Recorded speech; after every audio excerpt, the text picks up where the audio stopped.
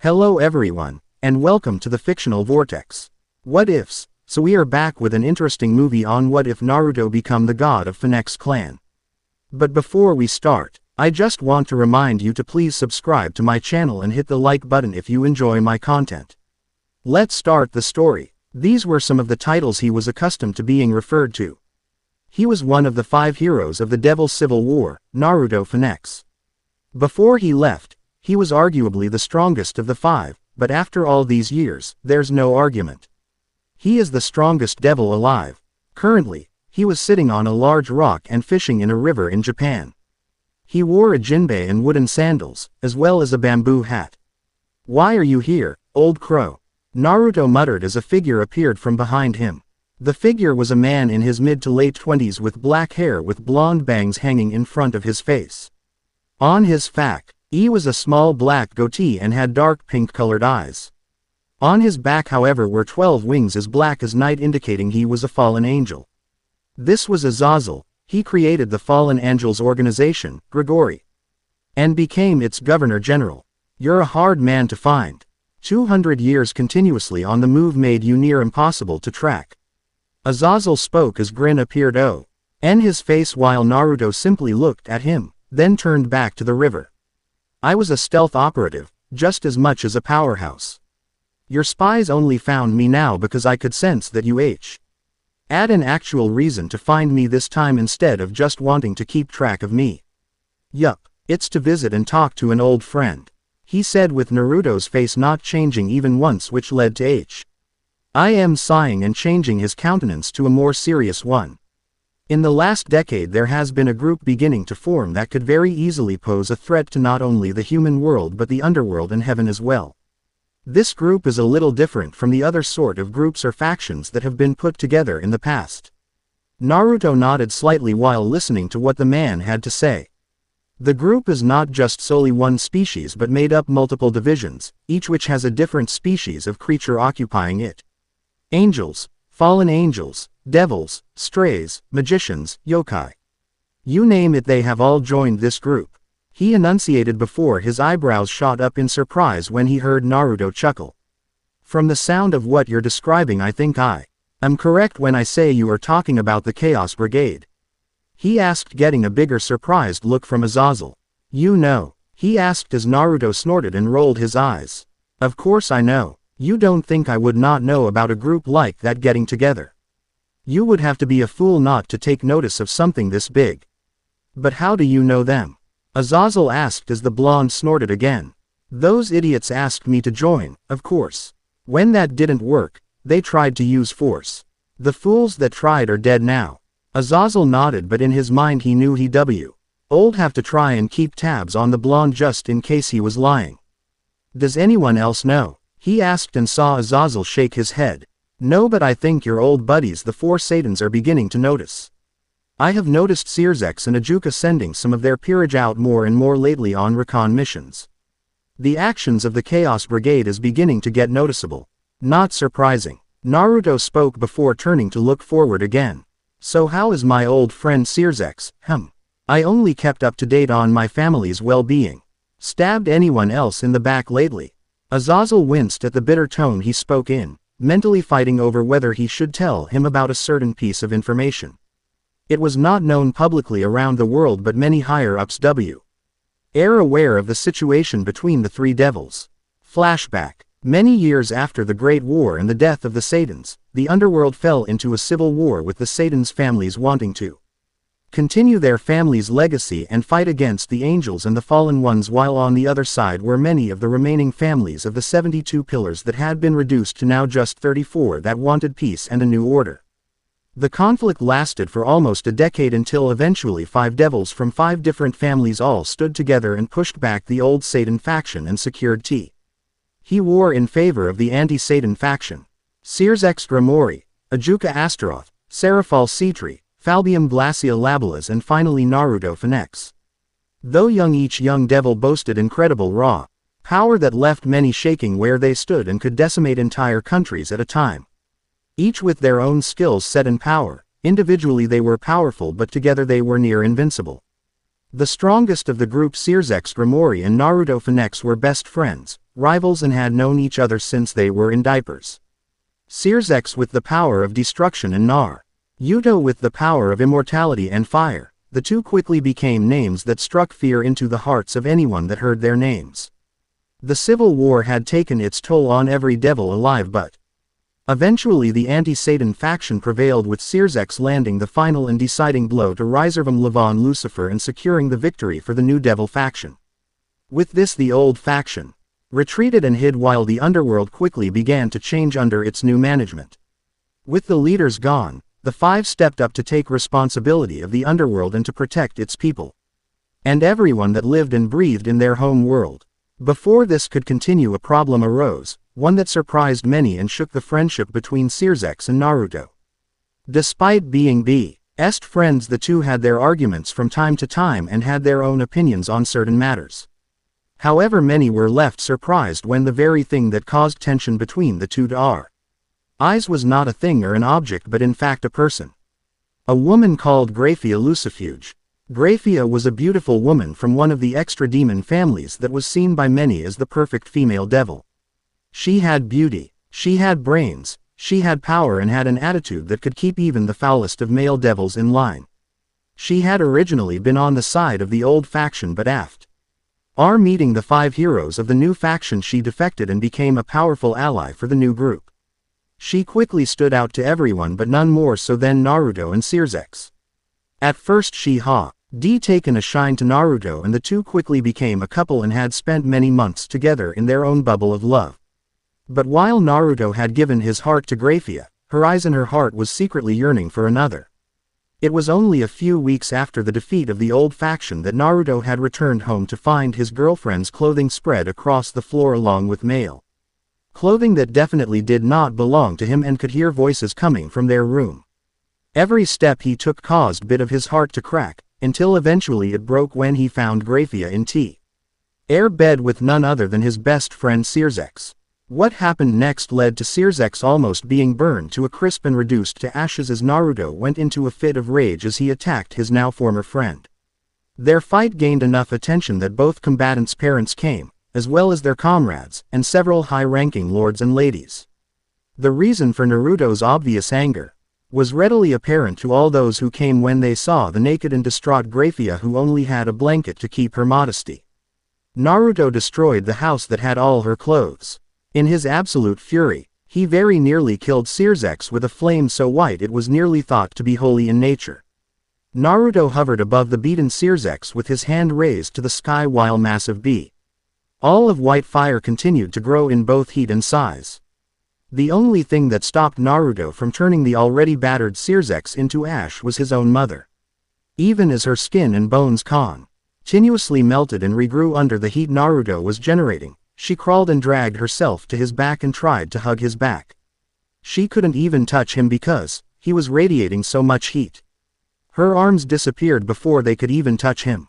She tried to call out to him, but with mangled vocal cords, she could only let out a barely audible gurgle.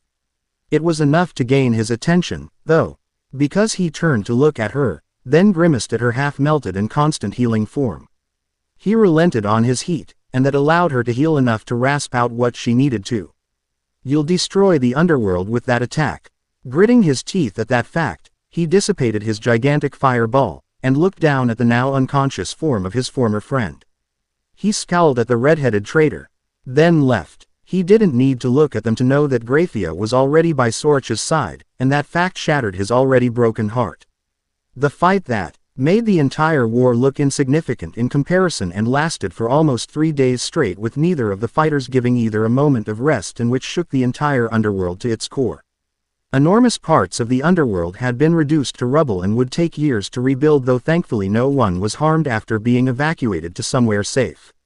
He told no one where he was going, not even his family. All he left was a note saying he was going away and he probably would not be back for a long time. Afterward, his leaving the underworld moved on and rebuilt. The remaining 4 heroes of the Devil Civil War took up the mantle of the old Satans and became the new 4 great Satans, with Sirzex being the leader of the 4 and taking up the mantle of Lucifer, while Ajuka took Beelzebub. Seraphal took Leviathan and Falbium taking Asmodeus. Then some time down the line, Ajuka created the evil peace system. With so few pure-blooded devil left and half of the 72 pillars now extinct, they needed to repopulate the underworld somehow, and that eventually led to the evil peace system. A system that allowed human and other creatures and people to be reincarnated and turned into devils. Flashback end. What was the last you heard about Circex and Graia? Azazel asked, and noticed the twitch in the blonde's hand when he said her name. Only that. He and her were living a happy life as the mighty power couple of the underworld. A story similar to Romeo and Juliet. It would seem that way, and it seems that they also had a kid together. Azazel said, noticing the devil's attention was now firmly on him. I see. Naruto stated, trying to keep his emotionless mask on his face. Why do you keep phrasing it like that?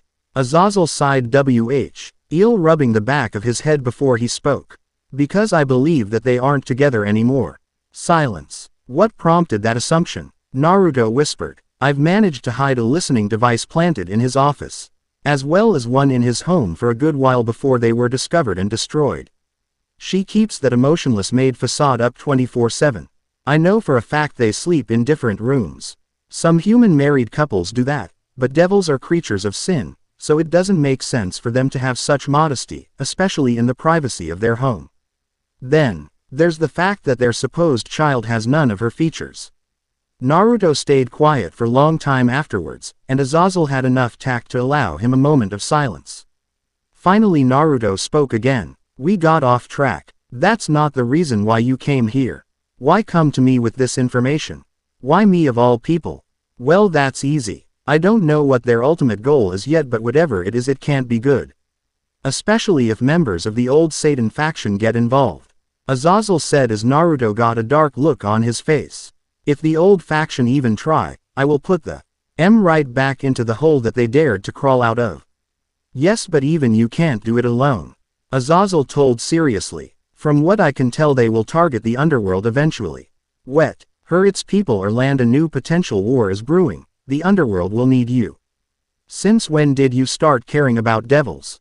I don't really, he replied, shrugging. But many of my friends live in the underworld, and you and I both know what war can cause. The pain, suffering and death it brings.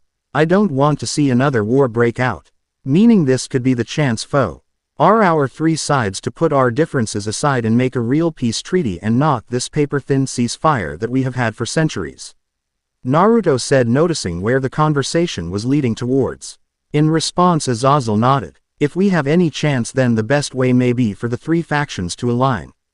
They spoke for 5 more minutes as Azazel explained it to Naruto, who was half listening and half thinking about the information he is being told. If the old Satan faction really were making a move, then he wanted to make sure they got put down on a more permanent basis. You should be taking this up with the Satans. Not me, Naruto said as he got up and put away his fishing pole.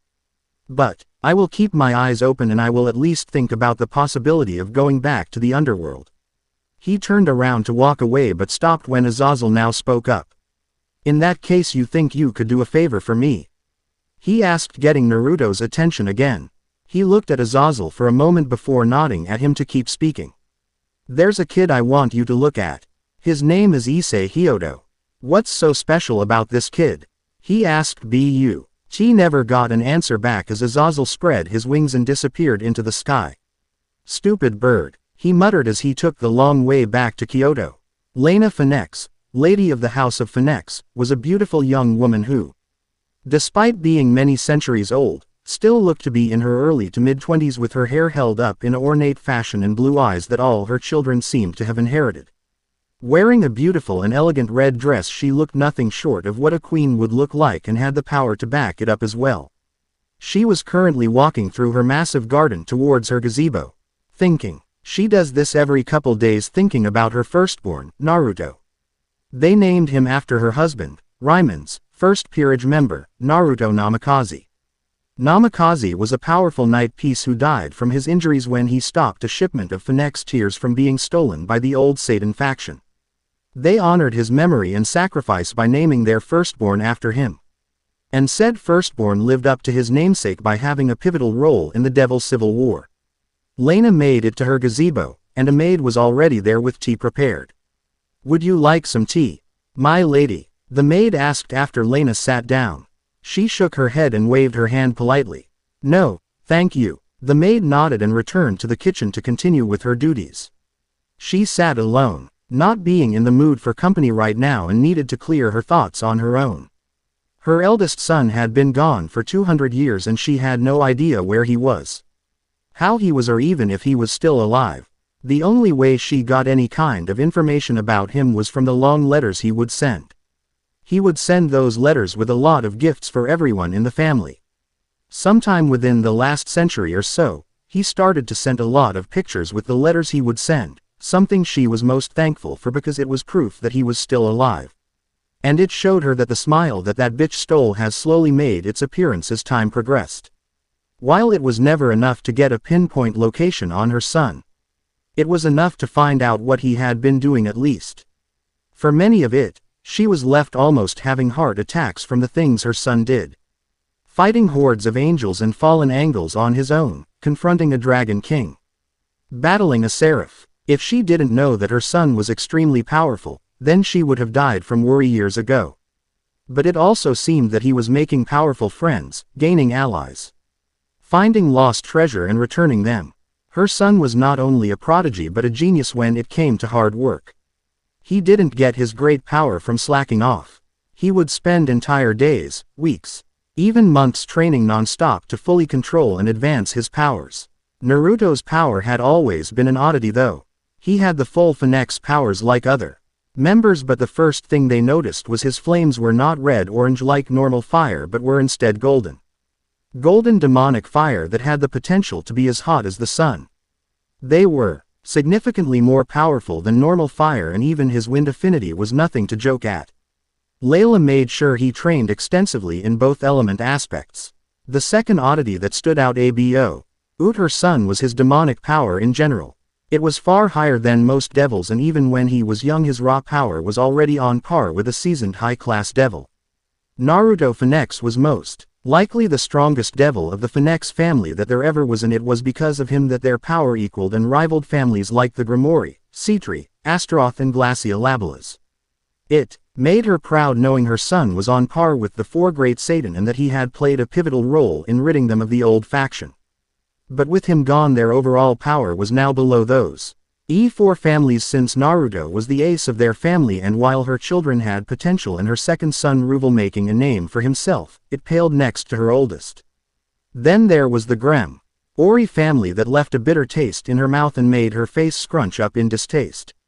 Her relationship with the Grimoire family had all but been severed after their eldest son and now daughter-in-law had broken her son's heart. There was a time when she and the Grimoire matriarch, Venelena Grimoire, had been best friends and had grown up together, even when Venelena was still a Bale and neither had married or had children. But after the incident and watching her friend welcome Graia into their home happily, the two had been strained greatly and rarely conversed with one another. Phenex family still allied itself with the Grimoire family in business terms, and Lord Phenex still spoke often with Lord Grimoire. They had even arranged a marriage between her third son Riser Phenex and their daughter Rias Grimoire. Though she doubted it would happen since the Grimoire girl was doing everything possible to get out of it. Mama. The voice brought her out of her thoughts before smiling when she saw her youngest, Revel, walking towards her with an annoyed look on her face. Her daughter looked like a carbon copy of her when she was her age. If their hair was in the Sam style, then they would have passed off as sisters. What is the matter, my dear? Lena asked, her smile growing at her daughter's face. Revel huffed in annoyance as she put her hands on her hips. Riser took his peerage to see Rias Grimoire and she still refuses to agree to the marriage. Plus she has this horrible pawn that is a complete pervert. He kept looking at all the girl's chest with this stupid look on his face.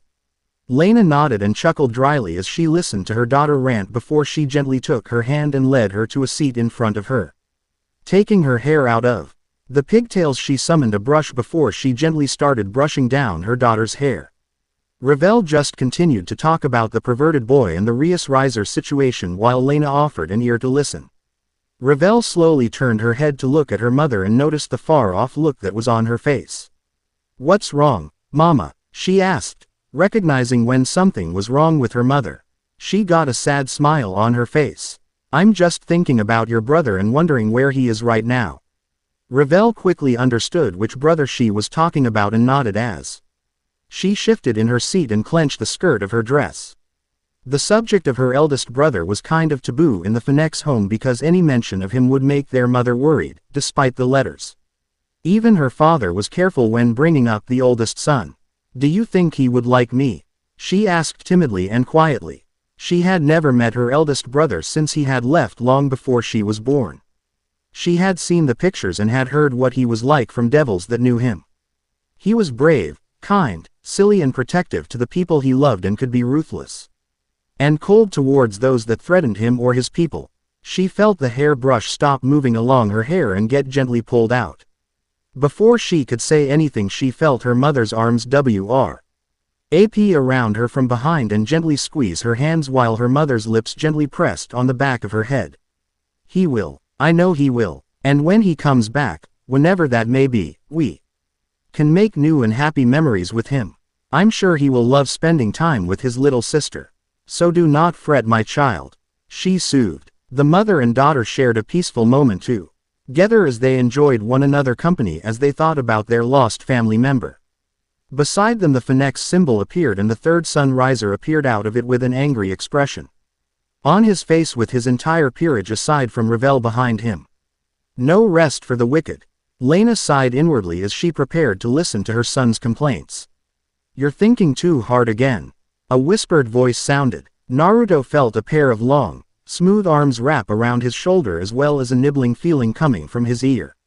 Naruto patted the smooth arms and let out a dry chuckle before he turned his head and looked at the beauty that leaned across him. The person behind him was a beautiful woman with long blonde hair, gorgeous amber eyes, and carried a playful smirk on her face as she nuzzled into him. Though the most noticeable features she carried were the golden furred ears on top of her head and the 9 gold tails with white tips at the end. "I'm surprised you're up so early, Yusaka-chan. Usually, you're a late sleeper," he said and let out a low chuckle when she slapped him on his bare chest while pushing her assets against the back of his head. "I would, but I have this particular itch that needs to be scratched," she purred as he raised an eyebrow. "I was hoping you could help me with it. You're insatiable, you know that," he said, making the woman grin. "What were you thinking about? You looked lost there for a moment," she asked, having been watching him silently for the last 5 minutes. He didn't answer right away, but when he did, he just said one word. "Home." She now sighed as she rubbed her cheek against his, showing him that she was there for him. She knew the main reason why he had left home and her heart did go out to the devil. "Then perhaps it's time to go home. I think nearly 2 centuries is long enough, don't you think?" she told him, having noticed in the last few years he had this faraway look on his face when he visited her. "Perhaps, but then again I have acquired a nice little quiet life outside of the underworld. It'd been a while since any angels, fallen or other type of creatures have dared to attack me. I think the message finally got across. Maybe it might have been due to the fact that you gave that foolish seraph quite the beating the last time you two met. When someone beats a seraph, I'm sure word gets around. The guy was asking for it and you know it. He kept bothering me with his, 'My holy flames are stronger than your demonic flames.' We have proven who the strongest now is." She nodded but traced the scar that traced the side of his neck. "But he did leave a mark on you either way." He shivered a little at her touch as his put his hand over hers. "It's just one more to add to the collection." He let out a low sigh before a small smirk appeared on his face. He turned around quickly and pinned the beautiful kitsune onto the bed while spreading her legs wide with his knees. "Now didn't you say you had an itch? Well, I suppose I could spare some attention. After all, you look after me so well," he muttered, getting a coy smile from the woman. An hour later Naruto sat on the edge of the bed as he put a pair of black jeans and grabbing a red shirt from a bag by the bed. His special friend was currently in the shower. Yusaka, a kitsune yokai, was Naruto's second friend he made when he left the underworld. He had met her by chance many years ago when he was traveling through Kyoto, and the two met after she interrogated him. Though rough at first, the two steadily built a friendship over the years, and Naruto would regularly visit Kyoto to visit his longtime friend and catch up. Looking at her, most would have thought she was just another pretty face, but people could not have been more wrong. She was incredibly powerful and boasted an enormous amount control over the fox fire that kitsune were famous for. then turning into a fox the size of a skyscraper made most collapse from a heart attack. Their current situation though was one of friends with benefits. It was thanks to Yusaka that he slowly began to get over Graia, and she helped him eventually move past the silver-haired beauty. While there were and would always be feelings still there, he knew nothing could ever come of it anymore.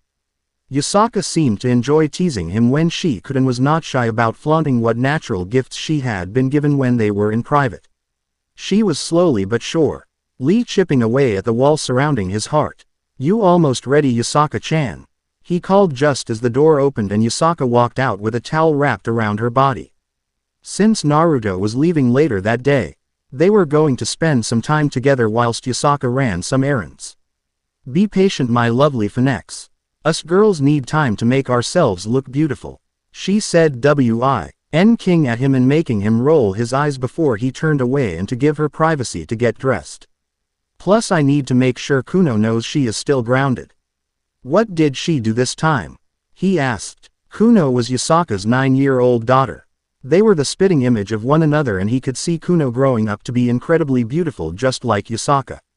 She also inherited the kitsune love of making trouble. She put laxatives in the drinks of the other kitsune.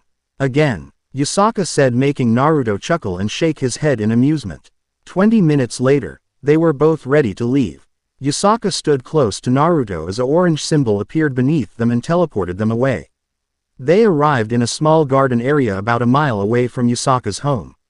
Before the two began walking down a small path with Yusaka's arm wrapped around Naruto's. "So where are we going?"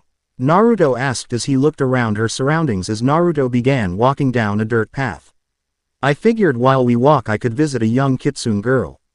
As you know, it's our mating season soon and this will be the first big one for this girl now that she is of age. I want to make sure she is prepared."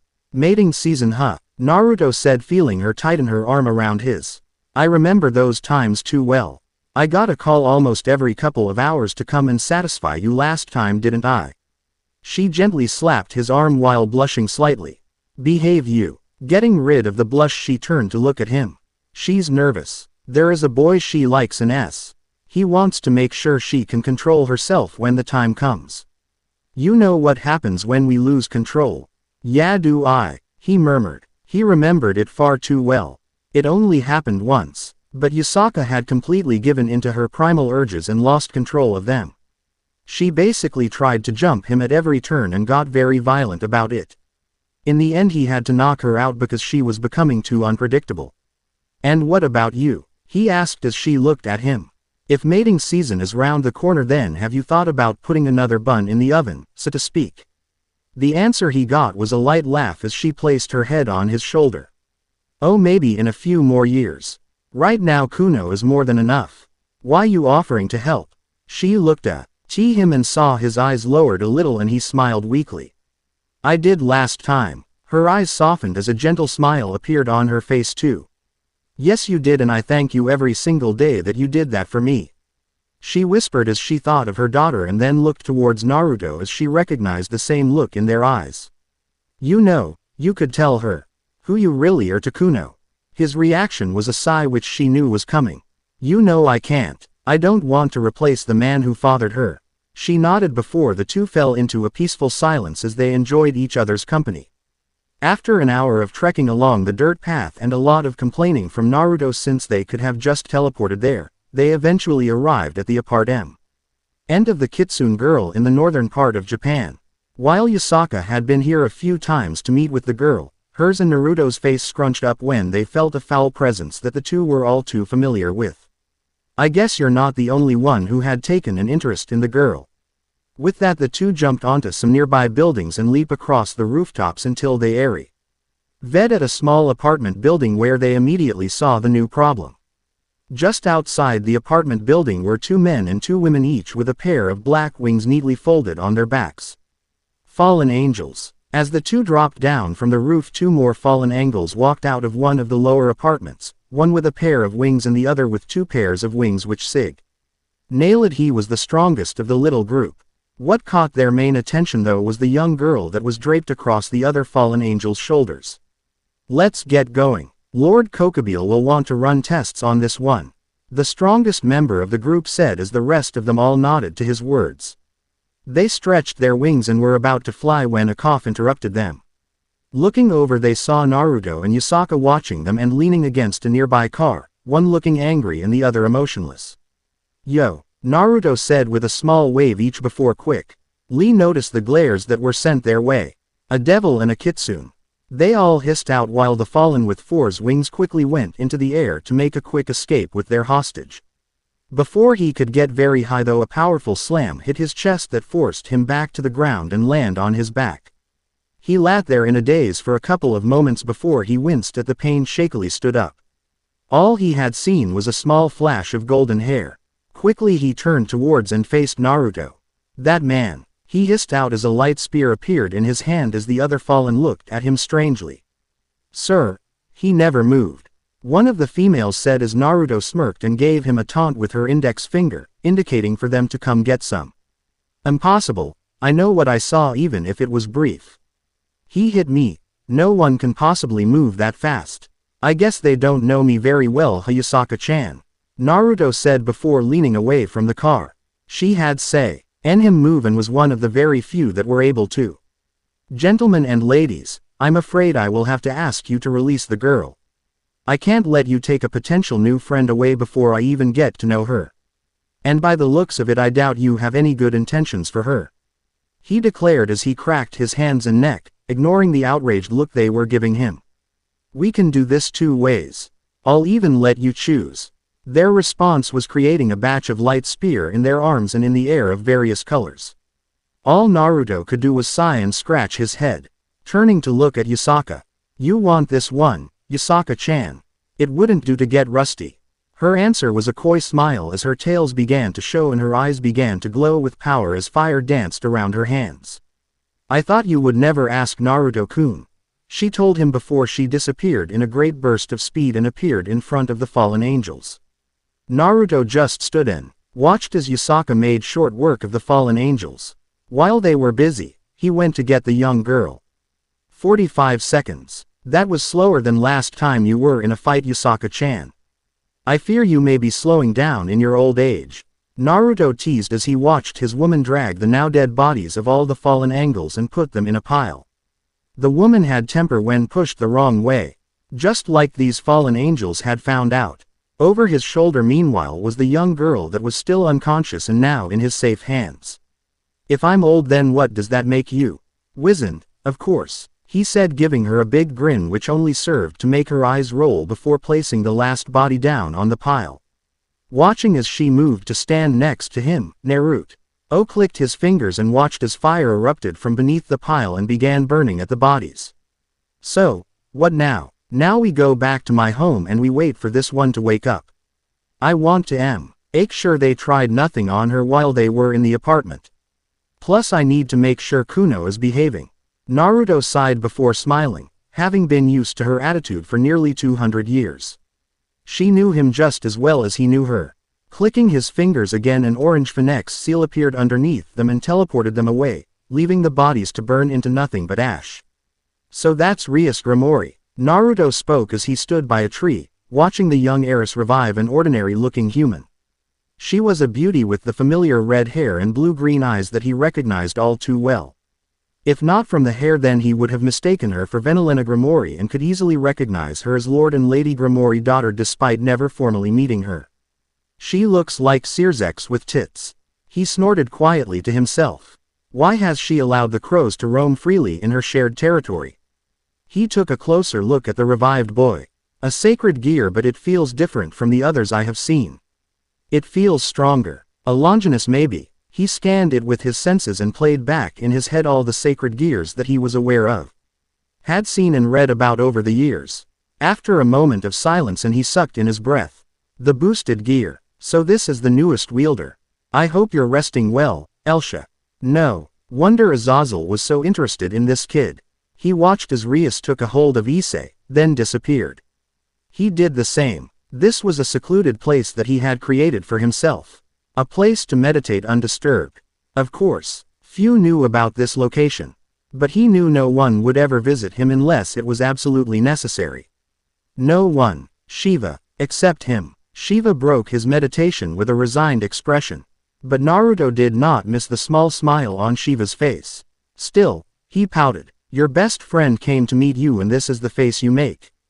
I am hurt. Shiva gave him a blank look. I felt you when you entered the Hindu faction's domain. There was no need to shout. I am sure even the Asgardians now know where you are. You don't have to be so dramatic. Naruto snorted. If I want others to know about my location, trust me, I have a flashier way of doing that. Of that, I have no doubt. Shiva smiled and then closed his eyes. As he released his breath, his form started to change. Normally, Shiva would have the appearance of a 12-year-old handsome boy, with green and black hair. It made him more approachable, at the same time less noticeable. But with Naruto, he would always take his natural form. 6 and 5 feet tall, lean build with longer hair. To others, his light blue skin would stand out the most, but to Naruto, it was his eyes. Shiva's eyes did not have any unique pattern, but they failed to hide the bottomless divinity and the infinite knowledge that Shiva possessed. So, my best friend, what do you want now? Naruto took a step back, his hands going over his chest. How dare you? After all I have done, after all the ramen we shared. Is this how? Shiva continued with his flat stare, making Naruto fold his hands and click his tongue. Fine tilde, you sound like I only visit you when I need something. I wish it was something as simple as that, Shiva chuckled. Instead of pulling me into troubles. Hey, Naruto protested. You enjoyed every bit of those. Heck, after all our fiasco, I am the one who cleans up our mess. Shiva raised an eyebrow at Naruto's comment, making him blink. A second later he let out a sheepish smile. Well, most of the time. With a bright smile, Naruto came forward and bumped his fist with Shiva's. At first, Shiva was not overly fond of this greeting. But it was either this or a bear hug. So, what kind of brilliant idea you came up with this time? The sarcasm was not lost to Naruto, but before he could retort, Shiva stopped him. Look, we know each other quite well. It is true that whenever you have time, you would visit me for a cup of chai or ramen. Now, if it is just for chit-chat or catching up, you would not have barged into the Hindu faction's territory like that. Usually, you would have sent a formal notification before visiting me. Naruto sighed, then sat on the ground, Shiva following the action. I do have a rather crazy idea, but not really the harebrained scheme I usually come up with. Shiva tilted his head in curiosity. Sighing again, Naruto answered Shiva's unasked question. I'm thinking of returning to the underworld soon. Shiva smiled one of his most genuine smiles. I think that's a great idea. You've healed and grown, both mentally and emotionally. You've also grown in power and skill. I'm sure you also miss your family, so I think it's been long enough. Shiva remembered the first time he met Naruto. Flashback. Shiva sat on his mountain, as he usually does, but he wasn't meditating this time. He felt someone enter the territory belonging to the Hindu faction. He found that a strange notion due to the fact that the Hindu faction was so feared. The Murti was one of the top 10 strongest beings in creation, so that fear is somewhat warranted, despite the fact that none of them did anything to warrant such fear. Back on topic, he focused his empathetic sense on the new arrival and was met with its sadness, loathing, and an overwhelming amount of emotional pain. The intruder made a teleportation circle and appeared before Shiva. Shiva looked on in curiosity and empathy at what he now knew as a devil in a hooded cloak hiding all his features. Hello. May I ask what brings you to the Hindu faction?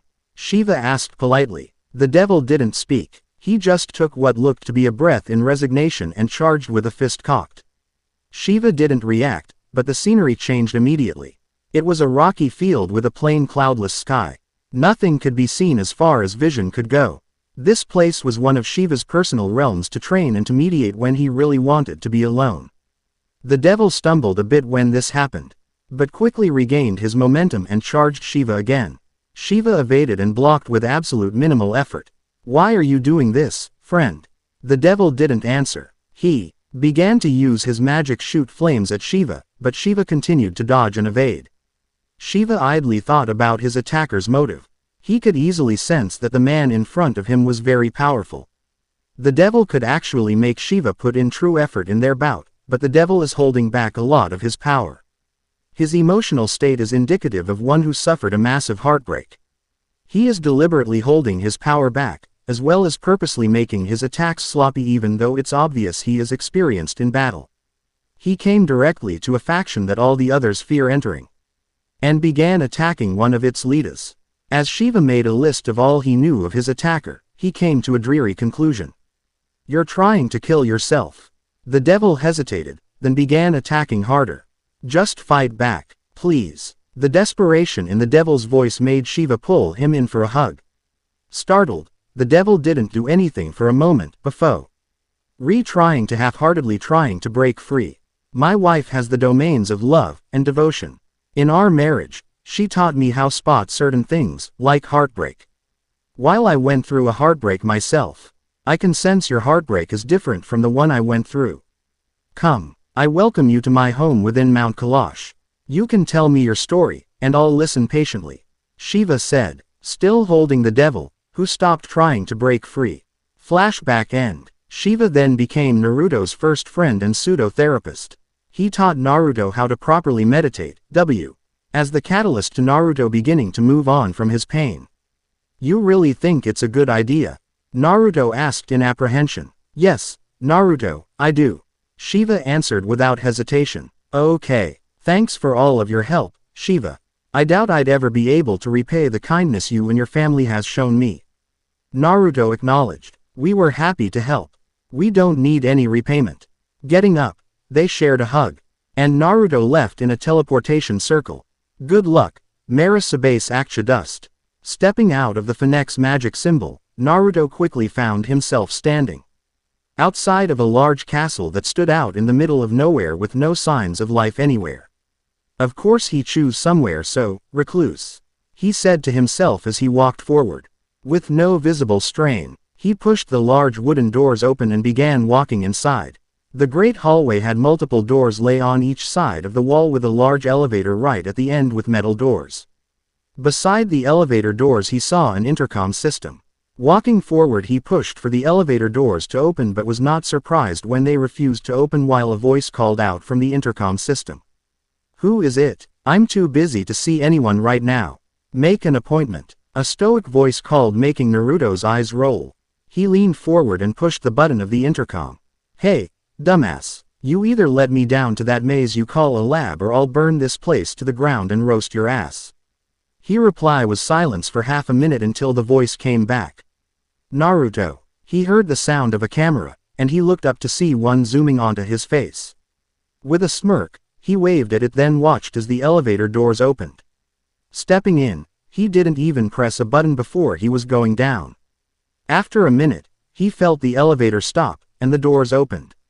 Walking forward, he found himself staring at a large warehouse-like room with countless test tubes, crash test dummies, machines, tanks, giant chess pieces and all kind of oddities that he would expect from the devil he was visiting. He strolled at a leisurely pace towards the powerful and recognizable signature. Ajuka, Naruto said, letting a small smirk appear on his face as the man in question turned around and lifted his welding visor to reveal a young man the same age as Naruto. Ajuka was a bewitchingly beautiful and attractive young man appearing in his early 20s, with light blue eyes and green hair that is slicked back. While other devils would have worn royal looking robes specifically designed for pure-blood devils, Ajuka stuck with a tattered pair of jeans and a greased shirt that had rips going up and down the sleeves, and worn boots. Naruto Phenex. It's about damn time you came back, Ajuka declared, standing up, his stoicism cracked with a small smile. The two grasped hands before going in for a one-armed hug, patting the other's back as they did. I needed the time to heal and mature. Sorry it took so long. Ajuka nodded, understanding completely. So you've returned fully, or is this just a visit? This is a visit for now. I've heard about your creation of the evil peace system back when it was first made. Hats off to you for that one, by the way. Ajuka mocked, bowed and motioned for him to continue. I'm here to ask if you wouldn't mind creating a set for me. You serious? Ajuka asked skeptically before Naruto nodded. Why now of all times? Let's just say I have met some people in my time away and I would like to have them around in the underworld with me when I come back. Ajuka just shrugged. Sure, why not? He then led Naruto through the lab. I actually already have a set created for you for back when I first made them. The first sets I ever made were mine, yours, Seraphal's, Falbium and Searzex. You're the last of the 5 of us to come and collect his. Naruto just nodded as they arrived as some kind of large locker system spread across an entire part of the underground lab. They had letters on separate categories of the lockers with the first letter from the surname. P. Here we are, Ajuka said as his wings appeared out of his back and he flew up into the air. Naruto watched him open one of the lockers and take out a small box, which had the Phenex symbol on the front of it. He watched Ajuka wipe off the dust off the top, showing just how long it had been there. You want me to explain how the system works? He asked as Naruto nodded. Though he had a brief understanding, it would be better to hear it from the guy that made it and was the reason the devil population had managed to increase over the years. Each piece has a corresponding value, and these values are used to determine which piece may be used to reincarnate someone. Their strengths, talents, and skills play a large role in determining their value.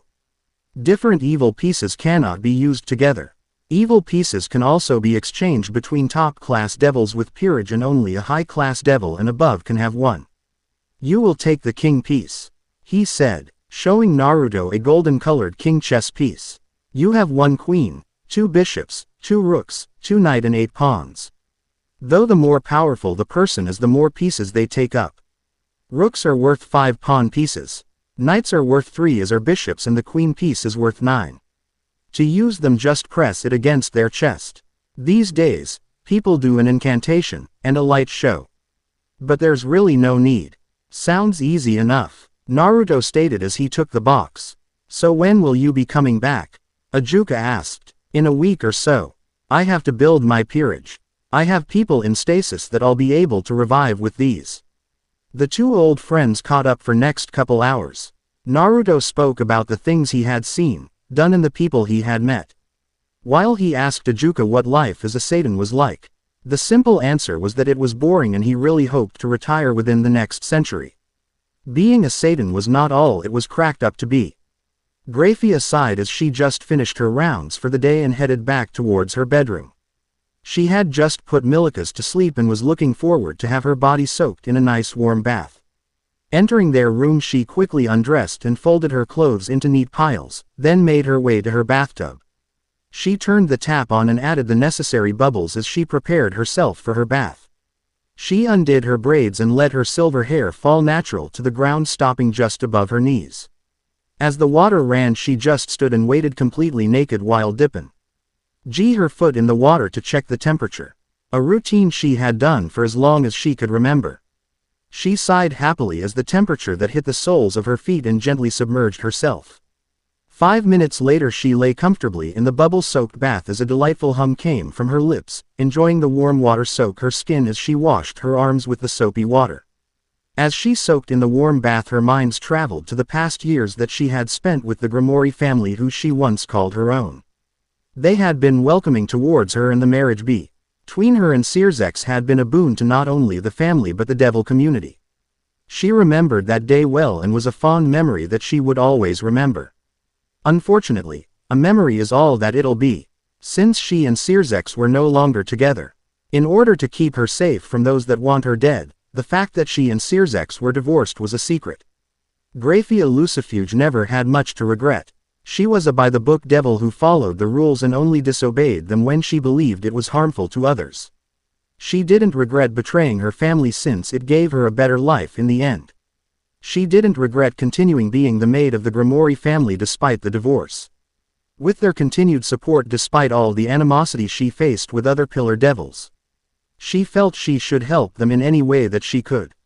She didn't regret marrying Searzex, despite the divorce, because she gained a great friend in the end. But the one thing she did regret and still haunted her to this day was the way her relationship ended with Naruto Phenex, the man she loves. She had never intended for him to find out the way he did, and the look on his face when he saw Searzex and her together was just too painful to put into words. The heartbreak and the rage that followed was enough for her to shake at the mere memory. The affair between herself and Searzex was not planned in any way. It was meant to have been a one-time thing that they would both forget about, but neither did. What they didn't know then was that after each battle, it was normal to feel amorous. For devils, who are beings of sin, the lust they feel after a battle is greater than a human's. Circex and Graia were not only often in battles together, they were also each other's first time. That factored into their consistent after-battle affairs, and they assumed what they felt for each other was love. The fact that she and Circex had betrayed him, in the bed that she and Naruto had shared for so long and made love in many times, always made her feel guilty. He had built the home just for them to one day build a family that had been burnt to WN in the wake of his rage when he discovered their betrayal. While she thought back, the idea of a family with Naruto had always made her smile. The idea of having little blonde-haired and silver-eyed sons and silver-haired and blue-eyed daughters were enough to make her heart soar. While they were nice thoughts, inwardly she had always felt as if a part of her knew it would never happen. He still remembered one of the last intimate moments she shared with Naruto. It had been similar to how she was now. She had been lying in the bath when he came in and gave her one of the famous smiles of his that were enough to make most women quake at the knees. He had then massaged her feet, then washed all up her body with a sponge before she had pulled him into the tub. They made love to one another, cleaning themselves as they got dirty. Naruto had always been an amazing lover. It was only the next week that it had all fallen apart. It was something she would always regret for the rest of her life. She hated that she strung him along like she did, but she felt she couldn't deny her heart any longer. It wasn't fair on her or on Naruto. She loved Naruto, but she thought she was in love with Circex. Her betrayal towards him was almost legendary in itself and was kept very quiet among the 34 pillars, with only the lords, ladies and heirs at the time being aware of what happened. Not even her sister-in-law, Rias, knew the story, and for that she was thankful. If word had gotten out that the strongest queen and the current Lucifer had betrayed their close saint friend and love in such a way, it would have had disastrous effects on their families and on stability of the underworld as a whole. She did not want to be sent cold looks from the red-haired girl the younger devils like she got from most of the older devils. The only ones who didn't glare assumed she was a whore and that they simply had to wait their turn. She had once been very close to both Seraphol and Lady Phenex. But now Lady Phenex despised her, with good reason, and Seraphol would only tolerate her when at social gatherings. At meetings for the 4 Satans, Seraphol had made sure Circex knew not to bring Graia along. She winced at the thought of Seraphol as her left hand traced along a scar along the left side of her stomach. She received it when she made the mistake of challenging Seraphol for the title of Leviathan. The two had been on equal footing in terms of experience and power, but Seraphol's rage at what they did to Naruto made her unleash all her wrath and frustration onto her. While narrowly being defeated, it did send Graia to the hospital for 2 weeks and had gained the scar in the process. Circex had been angry towards Seraphol one mention of Naruto's name and he backed off. Circex, fear of Naruto after the brutalization he was dealt was a barely concealed secret. The Phenex's rage was not something he ever wanted to experience again. The multiple scars that marred his flesh was a testament to that. Their group that once consisted of 6 friends was now so broken, she did not see any chance of it being put together. Naruto had been the glue of that group and without him it fell apart very quickly. Seraphol became more childlike, Ajuka became a stoic recluse who barely left his lab, Falbium became Solaz. Why that the military of the underworld barely did more than odd chores and Circex would become more playful and silly. Graia could be honest and say that she missed him. She wanted to hold Naruto again and say how sorry she was. She wanted him to be her friend again. She wanted him to know she still loved him. If not for Naruto Phenex, then she would not be alive right now. With age came wisdom, and she was experienced enough to figure out she loved Naruto. Always have. Most likely always will. She wanted to be held by him again. She wanted to bathe in the unconditional love he gave her. She wanted the security his presence gave her. She wanted him. She spent the rest of her bath masturbating and reminiscing on better times. This place hasn't changed a bit. Naruto looked up at the entrance of the Phenex mansion. The large royal-looking Phenex palace had not changed in any way during his absence. Beautiful roses decorated the walls of the palace in warm colors of red, orange, purple and blue, while the pillar still had the burning torches always on to guide their guests to the front door. Walking forward and walking up the large door, he grabbed the handle and gently pushed it open. Walking inside, he had to stop and look around at the large hallway as many memories of his childhood rushed back to him. He had taken his first steps in this hallway and remembered waiting on the large staircase for his parents to come home with his little brother Ruvel. On the walls were pictures and paintings of the family, including the ones he sent. The largest was a painting of his parents gazing at each other lovingly. His parents were actually both from the Phenex family. His father was part of the main branch of the Phenex family while his mother was part of the branch family. It was not uncommon for family members to marry other members of their family. Almost all of the other devil families did it, including Lord and Lady Citri, who were second or cousins as well. The only different he knew of was the Grimoire, whose lady was originally from the Baal family. "Who are you?" he heard from behind him. He turned and saw a younger version of his mother standing there in a pink dress with her hands on her hips. She had a pink fan in her hands and was staring at him intently. The resemblance was uncanny, and it was then that he realized this was his little sister Revel he had heard about. "Why are you staring at me?" she asked, feeling a little irritated from his stare. He shook his head a bit, then smiled at her. "I'm sorry, Revel. I'm just a little surprised by how much you like our mother." "The resemblance is quite uncanny, really." "Our mother?" she asked, looking him over, and the gears in her head began to click and she began to realize who this man was. She dropped her fan in surprise, only for it to be caught by Naruto before it hit the ground. She looked up at him with wide eyes. "You know, I always wanted a little sister. So you can imagine my disappointment when our parents came home with Ruvel," he said, making her chuckle a little as her face became scrunched up and her lip began to shake. "You're Naruto. You're my big brother," she whispered as Naruto placed his hand on top of her head and placed his forehead on hers. "I am. And I'm sorry it's taken me so long to meet you, Revel," he said soothingly. She nodded shakily before hugging him. He chuckled, then wrapped his arms around her. He wondered just how much his parents had told her about him. "Revel, who's this?" Lord Phenex asked, appearing as he came down the stairs before stopping when he saw Naruto look up at him with a smile, still with his arms wrapped around Revel. "My son." "Hey Dad." Naruto greeted as his father rushed down the stairs and hugged his son tightly, chuckling in happiness while Revel was caught in the middle of them, not that she minded. "My son," he said, extending his arms and getting a good look at Naruto. He frowned a bit, the scar that was on his neck. "I see Uriel managed to leave a mark." Naruto chuckled. "Yeah, but you should see the amount I left on him. For an archangel, he sure had a lot of wrath and pride. I wasn't even the one who instigated the fight. He wanted to prove his holy fire surpassed my demonic flames. Well, he lost, and Gabriel had to come peel him off the ground." The two men shared a laugh, while Revel was shocked at the fact her eldest brother defeated an archangel so badly. "It is good to have you home at last. This house and this family has missed you dearly." "I have missed you all too, Dad. I'm sorry it took me so long to come home, but I hope you understand why I left in the first place," Naruto replied. Ryman shook his head dismissively. "We all understood the reason, and we weren't truly upset, nor surprised, at your departure. Your mother and I appreciated the letters and pictures you sent. Your siblings loved the gifts you sent as well, as you can see." Revel blinked up innocently, then remembered the necklace she was wearing. "Oh right, you sent this to me."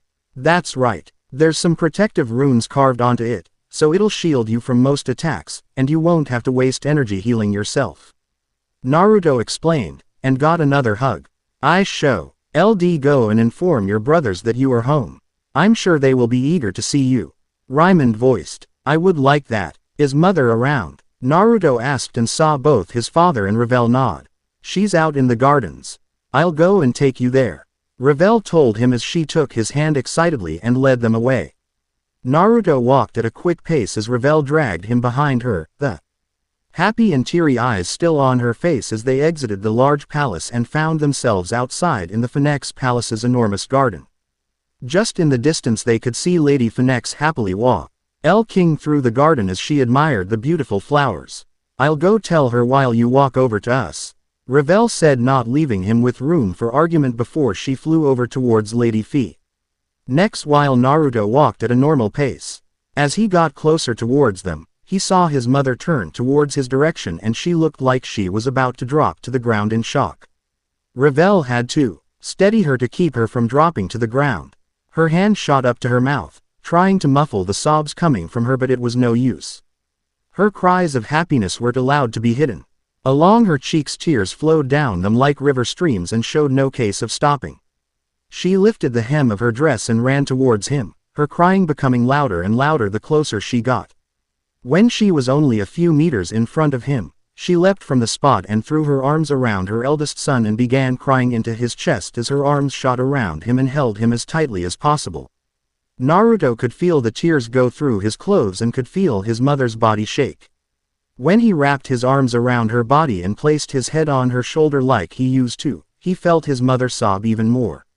"Hi Mom," he said. "Sorry I'm so late. The party ran longer than it was supposed to." Her response was a hearty laugh mixed through her crying. She placed kisses all over his face, her lipstick staining it, while Ravel giggled. "I have missed you so much. The letters and pictures were enough to let us know you were alive, but it's better having you here," she told him through her sniffles as she placed her hands on each side of his face, inspecting it in a way only a mother could. She traced her finger over the scar on his neck. "I hope you kicked that stupid bird's ass." Ravel balked while Naruto chuckled. "Of course I did. Who do you think I am? That's my boy. Now come. I'm sure Seraphol will be coming soon since she more than likely has a spy or 3 in our servant staff. I'd like to have you around before she comes to monopolize your time. Not to mention, your youngest brother's wedding tomorrow where the high society will know of your return. Lena might as well have been a seer, because, not even 30 minutes of them sitting and speaking, Naruto sensed a familiar aura above the home. He excused himself, then made his way to the backyard. He waited a couple seconds as he felt the aura get closer. At the last moment, he took a step back and caught Seraphol by the scruff of her neck. He dropped her on her feet, and she immediately rammed into him, rubbing her face on his chest. "You jerk," she sobbed as her feet kicked his shins. 200 years and we don't get any word from you. No phone calls, no letters, no nothing. Do you know how worried I've been? Many thought you were dead, despite your parents telling others you send letters." He knew that Seraphol would be more emotional than others when he returned and was not surprised by this reaction. They had been very close before he left and she was one of his best friends for a very long time. He didn't take into account how much it would affect her. "Sorry for making you worry, Seratrip." That did the trick, as her mood changed. "Ah, you stupid fishcake. How many times do I have to tell you to stop calling me that? Baka baka fishcake." She kept kicking his shins as she ranted, much to his amusement. When they first met, she tripped, and he thought it was funny how Seraphol fell. So he called her Seratrip, reminding her constantly of her embarrassing moment. He laughed uproariously when she started to wave her magical girl wand in his face as she ranted. He sensed the rest of his family come out to see her ranting. "Yeah, I missed this." Entering through the pair of large double doors, and mildly annoyed Naruto found himself standing in a room that was every by. Tea is ostentatious and over the top as one would expect from an important devil family. The room was massive, the cavernous room made for huge parties and gathering of hundreds. The floor was polished black marble, the walls being made of an expensive wooden panel and decorated with dozens of expensive paintings. Filling the hall were hundreds of devils, all dressed in suits both modern and old-fashioned. Some with long-tailed tuxedos and clearly ridiculously expensive dresses. Meeting his youngest brother was something. Riser was an arrogant playboy, who brought House Phenex some deep publicity with his constant pushing for the wedding between him and the Grimoire heiress, someone who everyone knows violently opposes the union. Naruto could tell that he didn't really read the contract between him and his fiancée. If he did, then he'd realize that he was marrying into the Grimoire family, instead of remaining a Phenex. He was the 4th son without much to brag about. Naruto was the strongest devil. Ruval was soon about to promote to ultimate class, and Riles ran the underworld media. Anything and everything that has to do with media, Riles ran it. Ravel was a genius when it came to business. So any suitor she would be a lucky man. Though, Naruto will say that he wasn't lazy. Riser actually trained his powers instead of just throwing fireballs. From what Ravel tells him, Ruvel and their mother lit a torch under Riser's ass so that he'd train seriously. Naruto stood off to the side, having made the various greetings to other lords and ladies of the other pillar families. As he was expected to as the heir of the Phenex house. Many of them had been overjoyed to hear he had finally came back, and thankfully none commented on why he exactly left. Most, if not all, of the current lord and ladies were still of his parents' generation, so they were aware of what happened. Hearing a commotion, he became more annoyed when he noticed Lord and Lady Gramory walk into the ballroom, which attracted a lot of attention to them. Personally, he had no specific hate for them since, like Lord and Lady Citri, they had been an uncle and Aunt Figu res in his life for so long, given how often he would be at their respective homes. But he knew his family had taken great offense to what Circex and Graia did. What cracked the relationship between their two families was due to the Gramory not punishing Circex for his actions and instead welcoming Graia as if all was right. Devils were, after all, a selfish race, something he knew and accepted a long time ago. He brought his wine glass up towards his mouth, but just as he was about to take a sip he heard a small gasp come from his right along with quick pitter-patter steps. He heard the steps stop just a few feet from him. "You're Naruto Phenex, he asked as he tilted his head to the side before his brow raised slightly at who was beside him. The figure was a little boy roughly about 9 or 10 years old with all too familiar red hair that was kept short with small bangs that wisped out to the side. He had blue eyes with light skin and wore a big happy smile on his face as his eyes lit up in happiness. He wore a smart suit with a little red tie between his collar and smart dress shoes. "Hi, I'm Milika's Gramory. I'm your biggest fan, Mr. Naruto. Now all about all your adventures with my father. It's nice to finally meet you, sir." He spoke in a clear but fast-paced tone as he gave Naruto a bow. "Nice to meet you, Milikas." Naruto gave him a polite smile, then turned his attention elsewhere, but after a few moments he realized Milikas was still standing there looking up with his as if light was shining out his ass. "Was there something you wanted to ask? Did you really fight the old faction with my father and the other Satans? And did you really scar the Leviathan descendant so badly?" She fled. Naruto had to raise an eyebrow at the curious child, but then remembered when he was younger. He and Circex had been similar when they got to meet older and famous devils like he was today. To satisfy his curiosity he nodded. "Yeah, I did. Everyone says you're as powerful as my parents and the other Satans. Is that true, Mr. Naruto?"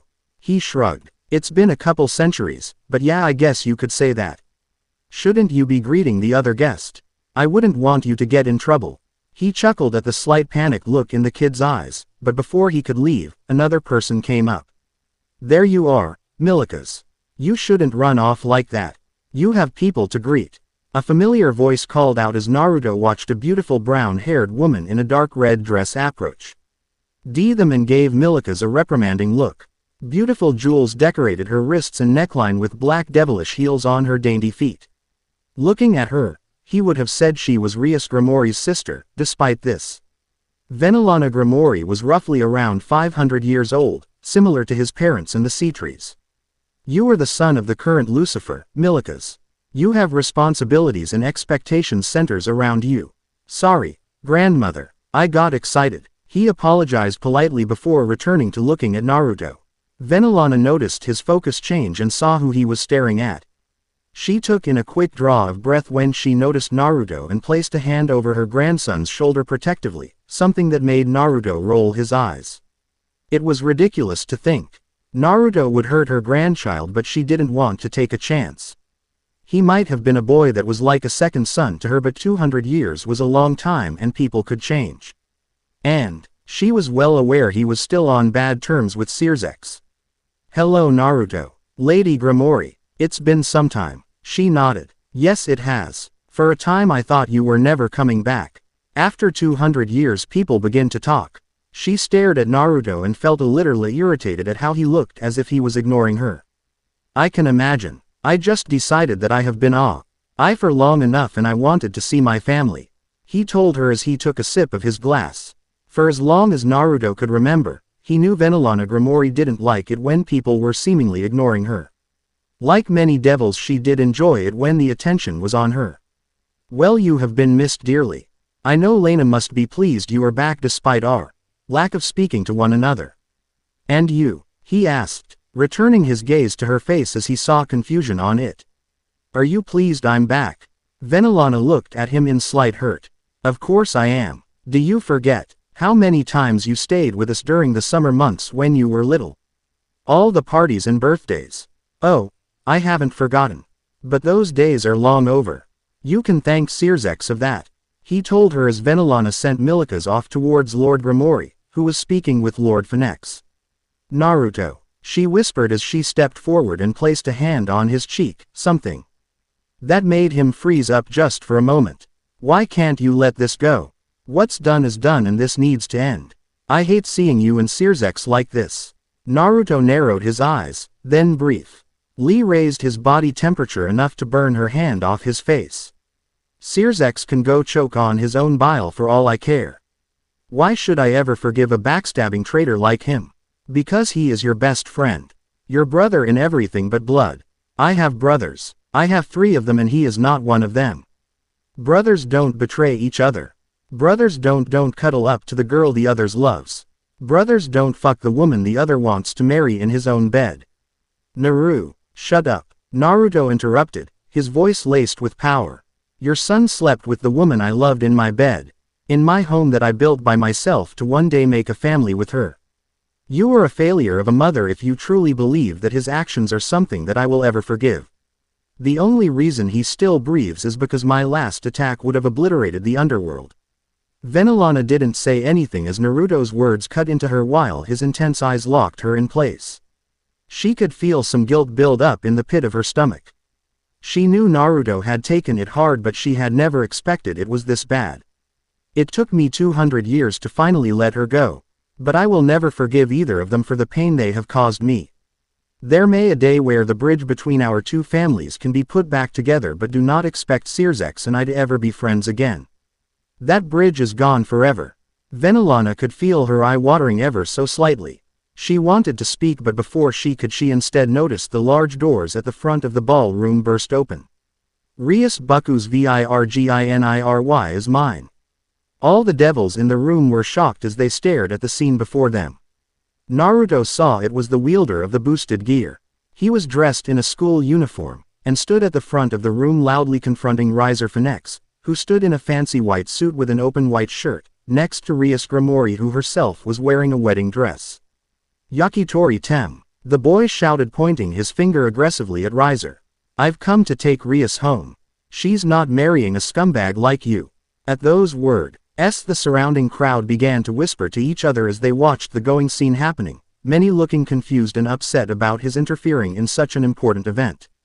Many were even mocking snide comments about reincarnated devils and how they should not be invited to event for proper devils. People be at peace, this is only an event that I arranged. Circex said calmly as he emerged from the crowd clad in his armor and cloak, a gentle smile on his face as he spoke. Brother, Rias said as she looked towards her older brother, a flicker of hope in her blue-green eyes as she did so. Lord Lucifer, surely you can't possibly have done something so irresponsible. One of the devil elders spoke up, the middle-aged looking devil clad in something that would not be out of place in the 16th century. Oh, I could, and I did. The reason being simple, I wanted to see the power of the wielder of boosted gear Longinus against the Phenex, so I arranged it myself, as entertainment for the engagement part. He revealed smiling enigmatically to the surrounding devil nobles. The raiding game was of course entertaining and all, but my sister was at a great disadvantage since she had no experience.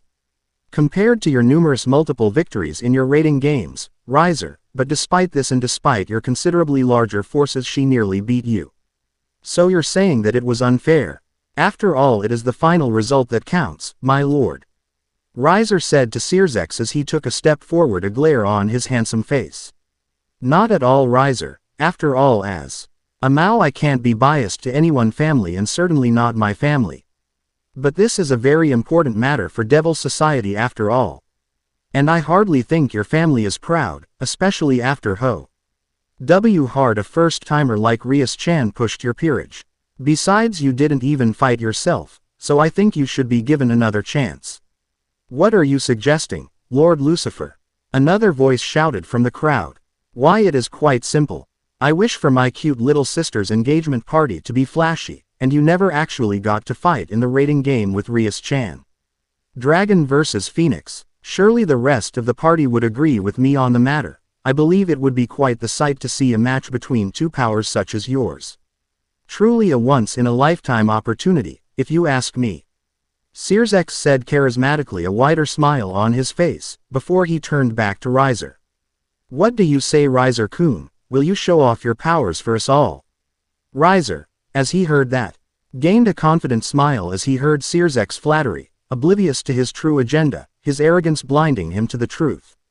How could I decline a request from a Satan, from Searsex Lucifer himself, for that matter? Very well. Riser will show his powers to everyone before he is to wed and bed his dear Rias. As Riser finished his monologue, many of the watching devil nobles cheered for the entertainment to come. Some though didn't look so happy with his decision, his parents Lord and Lady Phenex for one and his peerage for another. His sister Ravel and his rook Schwalen looking the unhappiest of the lot. As Riser in his arrogance threatened to undo all of the hard work they did on his behalf. So tell me, dragon, if you are the victor, what would you like to have as your reward? Searsex asked as he turned to the boy who still stood defiantly before Riser. You can't be serious, Lord Lucifer, a reward for lower-class devil scum like him. Riser sneered out as he glared at the boy, remembering him from his initial meeting in Kyoto. I have spoken. Lower class or not, he will get his prize. I am the one who is requesting this of him, so I must give him compensation for his trouble. Searsex declared as he looked around the room magnanimously, as if looking for anyone who would disagree with him, which no one did. What would you like to receive? Ask, and if within reason you will be granted it. Fine, there is only one thing I want, Rias Grimori. Issei shouted out, making the crowd mutter between themselves, with Rias and her peerage throwing Issei grateful looks. Well then, Searsex said, looking between Issei and Riser as he did so. Shall let us begin. All the guests teleported to the rating game arena to watch what is said to be an epic battle between a phoenix and a dragon. The challenge for the hand of Rias Grimori fought between Riser Phenex and the Issei Kyoto shall now begin. Came the calm and collected Voice of Graia as she was the announcer for the game. The two combatants were stood in a large stone arena, almost Colosseum-like in its design. The arena was surrounded by a ring of steps, and by several massive stone chess pieces that seemed to border the whole arena. The sky was a cloudy red, with twinkling stars being visible in the sky as Issei and Riser faced off against each other. I am ready if you are Riser, Issei declared confidently as he raised his fist, preparing to call on his sacred gear. I will take you down a few pegs, come boy, fight me. Riser shouted as two GS made of fire erupted from his back in a show of power. All right, before he could call out his boosted gear, a powerful stream of fire hit him from behind. What people forget is that, while Phenex house members don't need to use magic circles to use their flames, they can still do so. So while Issei wasted time talking, a magic circle appeared behind him and blasted him with fire, propelling him forward. He flew face first into Riser's fist. With a heavy punch, Riser sent Issei flying back, only to be hit by a pillar of flames from an above magic circle, causing a crater to form. Riser stood at the edge of the crater and kept pelting the downed Issei with flames, a smirk plastered on his face. Issei Kyoto has been retired from the game, Riser Phenex is the winner. Came Graia's voice, holding a hint of surprise at the very one-sided beatdown. Naruto started chuckling at the quick match. His amusement seemed to be contagious as some others joined in laughter. Others were muttering as everyone started talking about the quick result. As this was happening, Riser once again appeared in the grand hall in a pillar of fire. Well, that was quick, wasn't it? So shall we get on with the marriage then? No, Rias cried out desperately as she looked to her older brother Searsex for help, the crimson-haired man no longer smiling as a look of dread crept across his face. Turning to his sister, Sears saw the fear and terror at what was to come in her eyes and quickly made a decision. I am afraid not, Riser. In fact, there shall be no wedding at all. Silence. What are you talking about, Lord Lucifer? No wedding. You have no right. What mockery is this? Raising his hand for silence, Sears once again looked at his now crying sister. I am using my power as Mao to nullify the contract. That is forbidden. You are showing favoritism for your former house. The law of the new Satan faction strictly forbids this. On. E of the Elder Council in attendance shouted out, many other devils in the crowd nodding in agreement. You are of course right, which is why it will be my last act as Mao Lucifer as I abdicate my throne. Sears said solemnly, his statement causing the crowd to quiet. Furthermore, I make a request of the remaining Mao here to nominate Graia Lucifuge as my successor. She is an ultimate class, pureblood devil with the full support of the House of Grimoire behind her. At his request, many of the devils in attendance started shouting out in denial, a few of the younger ones chanting her name. Rias and her peerage as well as Riser and his, however, stood in stunned silence as historic and life-changing events rapidly took place in front of them, unsure what they should do. Huff Rias could only look at her brother with awe for his sacrifice for her and shock at what he had just done, what he had just given up. The Mao do have the right to nominate a new Mao. One of the elders in the crowd agreed as all eyes turned to the calmly standing figures of Ajuka Beelzebub and Seraphal Leviathan. And you were right in that, so now we shall choose a preliminary nominee. Until such a time as the three remaining Mao can meet and agree on a new Mao Lucifer. Seraphal called out in a very serious voice, getting the attention of everyone in the room as she did so. She turned to look directly at Naruto, receiving a curious look in return. She smirked, then announced, therefore by my right as Mao Leviathan, I, Seraphal Leviathan, do nominate Heir Naruto Phenex, the demonic dragon, to be the new Mao Lucifer. He is easily one of, if not the most powerful devil in existence. And he has the full support of House Leviathan and House Cetri. As soon as Seraphal finished her nomination, Ajuka also loudly spoke up. And I, Ajuka Beelzebub, by my right as Mao Beelzebub, do nominate Heir Naruto Phenex, the supernova, to be the new Mao Lucifer.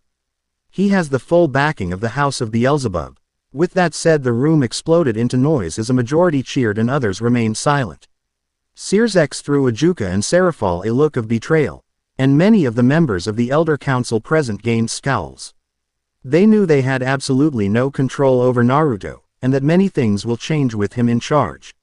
Naruto Lucifer doesn't sound too bad, Naruto stated idly as he took another sip of his drink. It was 3 days after the party. That was how long it took for Naruto to be officially named Lucifer.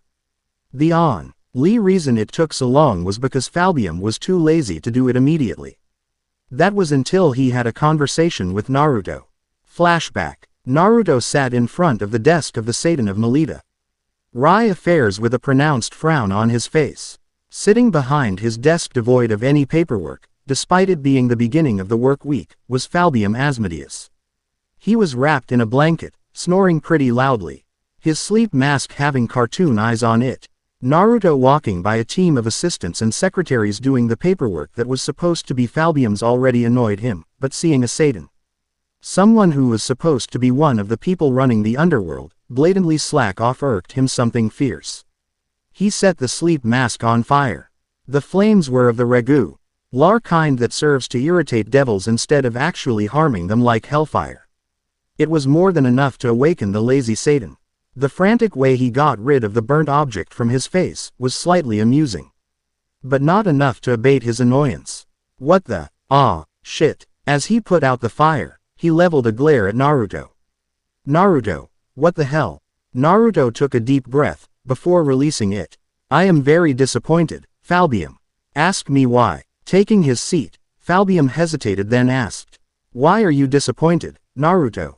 I fought side by side with a devil who wanted change more than anyone else. He trained relentlessly to gain enough power to aid in taking down the old Satan faction and their ideals, only for him to turn around start utilizing their ideals. Naruto yelled, what do you mean? Who do you mean? Falbium was confused. Falbium, what is it that the old Satan faction wanted? They wanted to continue the Great War in order to fulfill Original Satan's ambition of world domination. Falbium replied. They also wanted to fully emerge in their sins, uncaring of the consequences. Sound familiar? Naruto mockingly asked. Ah, is that all you can say? All this time, you've so fully immersed yourself into your sin that the military of the underworld is decrepit, nowhere near the level of power, might, nor prestige it used to have. The angels may have less numbers, but they still have skilled warriors in their ranks that train consistently. The fallen have almost as much as us due to the large influx of angels after God died, and Azazel's whoring. If one of the two decided it was time to invade, then we will have major casualties. Falbium shrank into his seat the more Naruto ranted about the consequences of his laziness. Get up and get your shit together, Falbium, or I will end our friendship here and now. Flashback end. The verbal lashing Falbium received made him realize just how bad he messed up. But the idea of losing Naruto's friendship was what pushed him to make active changes. The first thing he did was formally and publicly acknowledge Naruto as the new Satan Lucifer, and all that entails. Then, while his army of aides did his paperwork, he went to plan a proper training regiment for the military. When he did a surprise inspection of the different branches of the devil military, he was appalled at how lax everything was. He had to acknowledge that him immersing himself in his sin had terrible consequences. Naruto, thanks to his new promotion, had to relinquish his title as heir of the Phenex clan to Ruvel. But he knew his younger brother had more than what it takes to be a lord and lead the house. He moved into the Lucifer mansion, some of his peerage in tow, while other members left to the outside world to explore. A fun fact about Naruto peerage, none of them originated in this world. Flashback. Naruto was recently helped through his suicidal thoughts, and was walking through the yokai faction. His namesake was Japanese, so Naruto felt he should embrace the culture of the man. He heard about Ajuka's invention of the evil peace system, and he wondered if he should get himself a peerage. Before he could delve further into that thought, he ran into the infinite dragon god. Taking an appearance of a small child in a black dress, she walked up to him and demanded he make him leave. Naruto was rightfully confused, but feeling the deep and endless power within her, he smartly followed. He found himself standing on a floating rock in T-dimensional gap looking directly at a massive eye. So this is who you brought to challenge me, little snake. He doesn't seem that strong. Naruto was standing absolutely still, but his mind was running a mile a minute. As the two beyond godlike entities devolved into childish bickering, he was finally able to speak. True dragon, and dragon of dragons, may I make a request for if I manage to impress you? He was scared shitless, but he was still a devil. Oh, what is it you want, little bat? Power, knowledge. I'd like to be able to freely travel to different dimensions and back. Naruto didn't know what possessed him to ask for that, but it was too late to back out. We have an accord, devil. Now show me your might. Great Red roared. Naruto spread his wings and flew back far enough to actually see Great Red's full head. Then, he dug deep for his sin. While he was a devil of lust, after the betrayal he faced, a secondary sin evolved in him. Wrath. He dragged out every ounce of anger he had when he fought his once best friend and brother. The unholy fury he had when he discovered his fiancée in bed with another man. The dimensional gap was usually a cold place, similar to space. But the heat radiating off of Naruto was warming up the endless place. Naruto had his hand raised, and the colossal ball of white flame manifested again. This time, without anyone's impediment, he launched it directly at his target. Great Red reared back at the blow, and roared. The resulting explosion from the attack echoed throughout the entire area. Naruto wasn't deluded into thinking he could do any lasting damage to Great Red, but that wasn't the plan anyways. He just needed to impress him, but by the booming laugh he heard wasn't really helping put him at ease. Amazing. When was the last time I felt pain? How incredible. You have my blessing, devil. Travel through here at your little heart's content. Great Red boomed as a red dragon manifested on Naruto's chest under his clothes. As a symbol of this moment, I will not heal this mark on my face. You've managed to damage my invulnerable scales. Be proud of that fact. Ophis had a small frown on her face. She didn't know what she was feeling, but she didn't like it. I saw him first. Naruto felt a snake coil around his torso and rest its head on his back. He felt so much power. To be blessed by two beings of literal infinite power was a boon he'd never thought he'd receive. Thank you both for this power you've bestowed upon me. What is your name, little bat? Naruto Phenex. I will remember this moment, Naruto Phenex. Go with my blessing. He then flew off roaring and doing sick flips. Flashback end. After that, he jumped from dimension to dimension, making friends. And learning different things. He learned that time doesn't pass when you leave your home dimension for another. He was much older than his own parents at this point. Despite his age, it still took several centuries for him to finally move on from the love he had for Graia, but he would never again trust nor befriend Searsex. When Ajuka gave Naruto his evil pieces, he set off immediately to find and recruit his peerage. He had marked the patterns for the mutated pieces, and he replicated them on all his pieces, turning them into a full set of mutated pieces. Now, he sat in his new office, compiling all the evidence he needed to arrest a certain degenerate. He already spoke to Ajuka about the boy's crimes, and Ajuka knew there was nothing he could do. The magnitude of the boy's crimes could potentially start another great war. Master, the council will be in session soon. His pawn, Virgo, spoke. Virgo was a celestial spirit before becoming a devil. Celestial spirits grow stronger the stronger their summoner is and the more magic power they are given. She was initially strong with the amount of magic Naruto gave to her when summoned. But now as a devil, she passively grows stronger by merely existing, regardless of training or exertion, over the course of centuries. She is a maid with shackles around her wrists, short, pink hair, and blue eyes.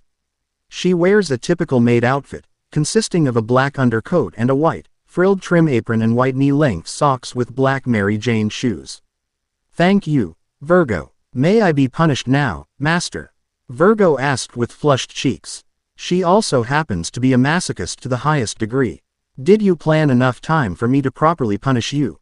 Naruto asked calmly. Virgo nodded, the red on her cheeks deepening.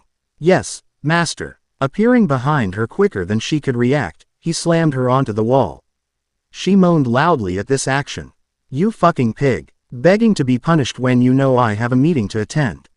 She just grew more wet at his degrading words and the pressure he put on her head. Lift your skirt, pig. Don't forget to count this time. She arched her back, and slowly lifted her short skirt the way he liked it. You utter whore. You aren't even wearing panties. He slapped one cheek, watching it jiggle enticingly as she moaned out. One. And like that, Virgo's punishment began. The chambers were filled with disgruntled old men speaking with each other. This meeting is the first official meeting with the new Lucifer. All those in the room were previous lords who relinquished their titles as lord to become a council member. All the lords there have been through 2 wars, so they all have an inflated ego, even though most didn't truly participate in them. As the doors opened, a young reincarnated devil entered and announced the arrival of the 4 Satans.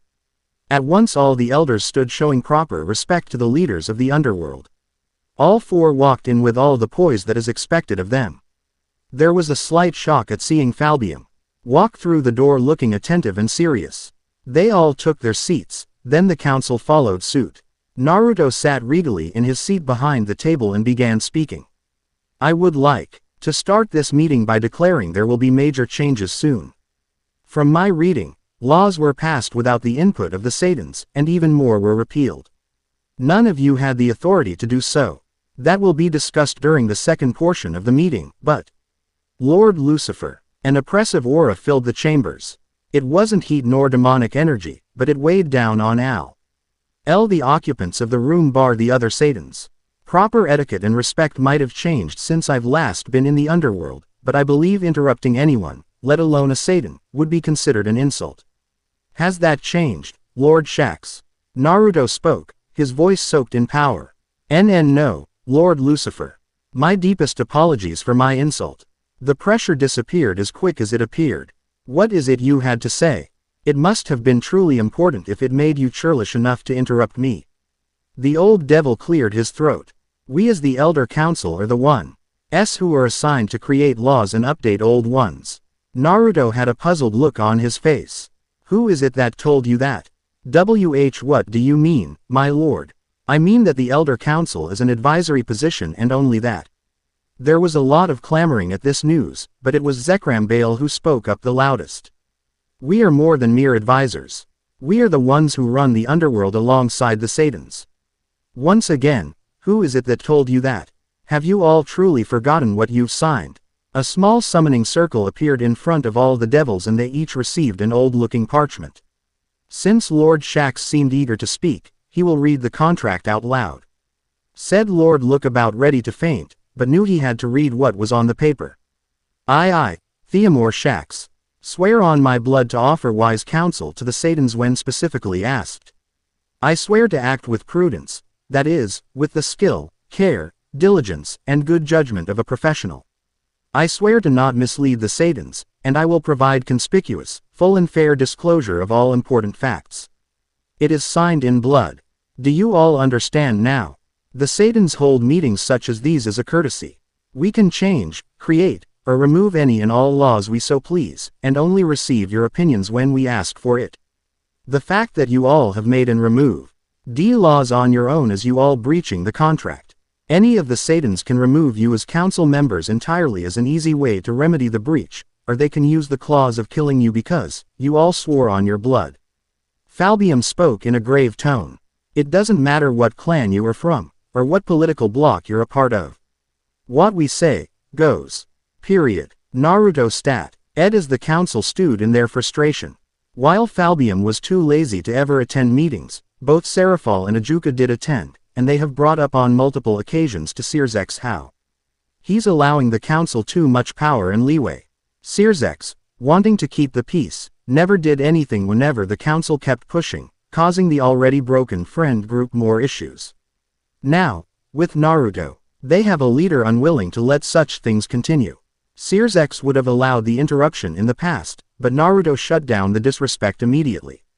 Now that they have a proper Satan to keep a keen eye on domestic affairs, Ajuka can truly pay full attention to his inventions in the technology department, and Seraphal, despite being a political monster, can have a much easier time in foreign affairs due to Naruto making friends wherever he went.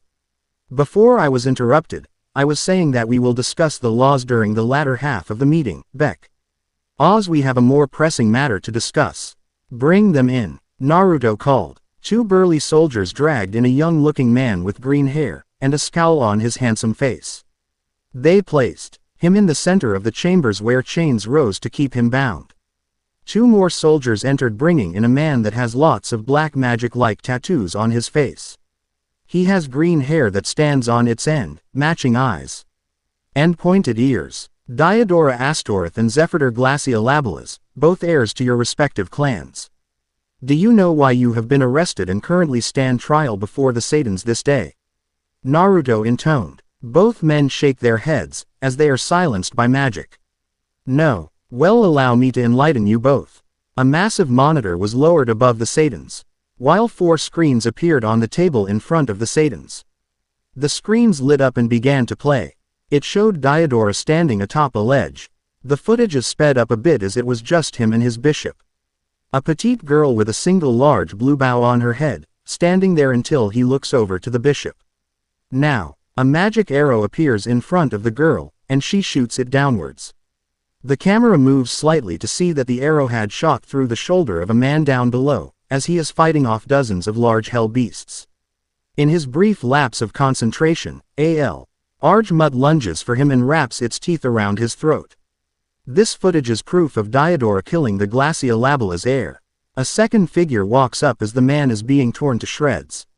It was Zephyr, painting the image that he came together with Diodora to murder the previous heir, and take his place. For Zephyr, I believe that a century in a level 5 prison cell and his status as heir removed is a fitting punishment. Are we agreed? Yes, Lord Lucifer. The 3 other Satans intoned. The guards were quick to take away Zephyr, while Diodora was looking a lot less confident. Now for Diodora, your crimes go even further than simply murdering a fellow heir. The monitors began playing again. Whoa, careful there, Diodora states as he catches a tripping nun. Oh, thank you. The girl smiles. I'm always so clumsy. I guess I'm glad I was here, then. Diodora continues. So, I'm new around here, do you think you could show me around? Well, you did save me. So I don't see why not. The footage cuts to Diodora looking much more cruel as he tortures the same nun. And no. Diodora P, please stop. This isn't you. Silence, bitch. He slaps her. Did I say you could speak? He then cuts a finger off as she hollers. Shut up or I'll chop off another finger. You church bimbos are so fun to break. You fall head over heels for a guy with a kind smile. Then the next thing you know you are kicked out. You are so pathetic. Help. Another smack. Nobody can hear you, stupid bitch. Don't even bother. Nobody will save you. I'll love to see when you break and all that hope drains from your eyes. The footage stops. That is Elizabeth Corrina, recently excommunicated nun of England's Protestant Church. The reason she was excommunicated? Falling in love with a devil. Naruto spoke gravely. His eyes begin to glow as his frustrations manifested. It's bad enough when a devil causes a nun or holy woman to be excommunicated. There we can barely hide behind the veil that they might have been an extra devil, unrelated to the 72 pillars, but for a clan heir to do this, not once or twice, but 7 times. Diodora cowers, unused to being reprimanded and facing consequences. Even Seraphol looked frustrated at what she was seeing and made her opinion known. You stupid boy, do you have any idea what sating your depravity could have done in the long run? Another fucking great war. Your stupidity would have been the cause of the extinction of the biblical faction. With the company he keeps. It's no wonder why he is how he is. Naruto blithely stated as the screens showed a picture of Diodora speaking amiably with Shalba Beelzebub. I believe there is only one outcome for such a degenerate. Death. The other Satans intoned. Death. Naruto concurred, as the guards dragged away a struggling Diodora, still silenced by magic. Naruto once again addressed the council. Now that that is concluded, we can begin to discuss the unlawful creation of laws. Entering Lucifer Castle, Naruto was exhausted, yet pleased with the meeting. Everything went according to plan. And none of the old men can do a thing about it. Chuckling to himself, he nodded at the maids and butlers who greeted him with a bow. He was making his way to his office to double-check his paperwork was properly filed. Then he was going to bed. Unfortunately, his good mood evaporated instantly. Why is she here? He entered the office to find a beautiful woman appearing to be in her early 20s. With silver hair and matching eyes. Her hair, which flows all the way down to her back, features a long braid on each side with small blue bows at the ends, while the rest is let down, ending in twin braids. 2 former lovers stood as they stared at each other. It was the first time in 200 years since they were alone in the same room. Why are you here, Graia? I'm sorry, she rasped, sorrow and guilt palpable in her tone. It was you. You are the man I love, the man I've always loved, but I deluded myself into thinking otherwise. I. Like a dam. The emotions of guilt began to spill out as tears flowed out of her eyes. I love you. Naruto sighed, he just moved on. There's no way he could trust her again after everything. I'm sorry, Graia, but I don't. Please. I'm sorry. I'll do anything, just don't leave me. Graia pleaded as clung to him. She lost him once, and she knew if he finished his sentence, she'd lose him again, but permanently. We'll be together once again. I want to marry you. I made a mistake and I'm willing to change for you. Please don't. A sharp crack rang through the office. Naruto slapped her out of her rambling. I finally, managed to drag myself from the pit you left me in, and now you decide to come and ruin me again. Do you truly hate me that much or are you just selfish? Not to mention, you're married. And have a kid. I thought you were a devil of pride not greed. He walked past her to his desk, removing his jacket and tie on the way.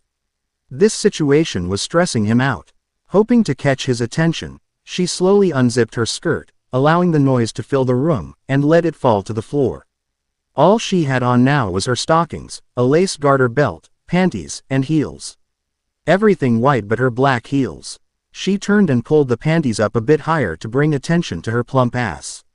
A small summoning circle appeared above her hand, a collar with the nickname he used to call her on it, landed on her hand.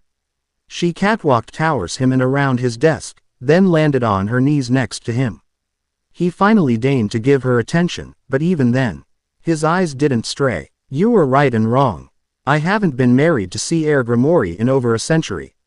He married a cousin of his from the branch family of the Grimoire clan, and Milica's is their son. But you were right that I am a devil of pride, but with this collar, this will symbolize me throwing away my pride just to be yours. To be near you, to be touched by you, to be owned by you. She held out the collar towards him, her head tilted down, and eyes looking up into his own. The Lucifuge clan has been in service of the Lucifer clan for millennia. Now I am your servant.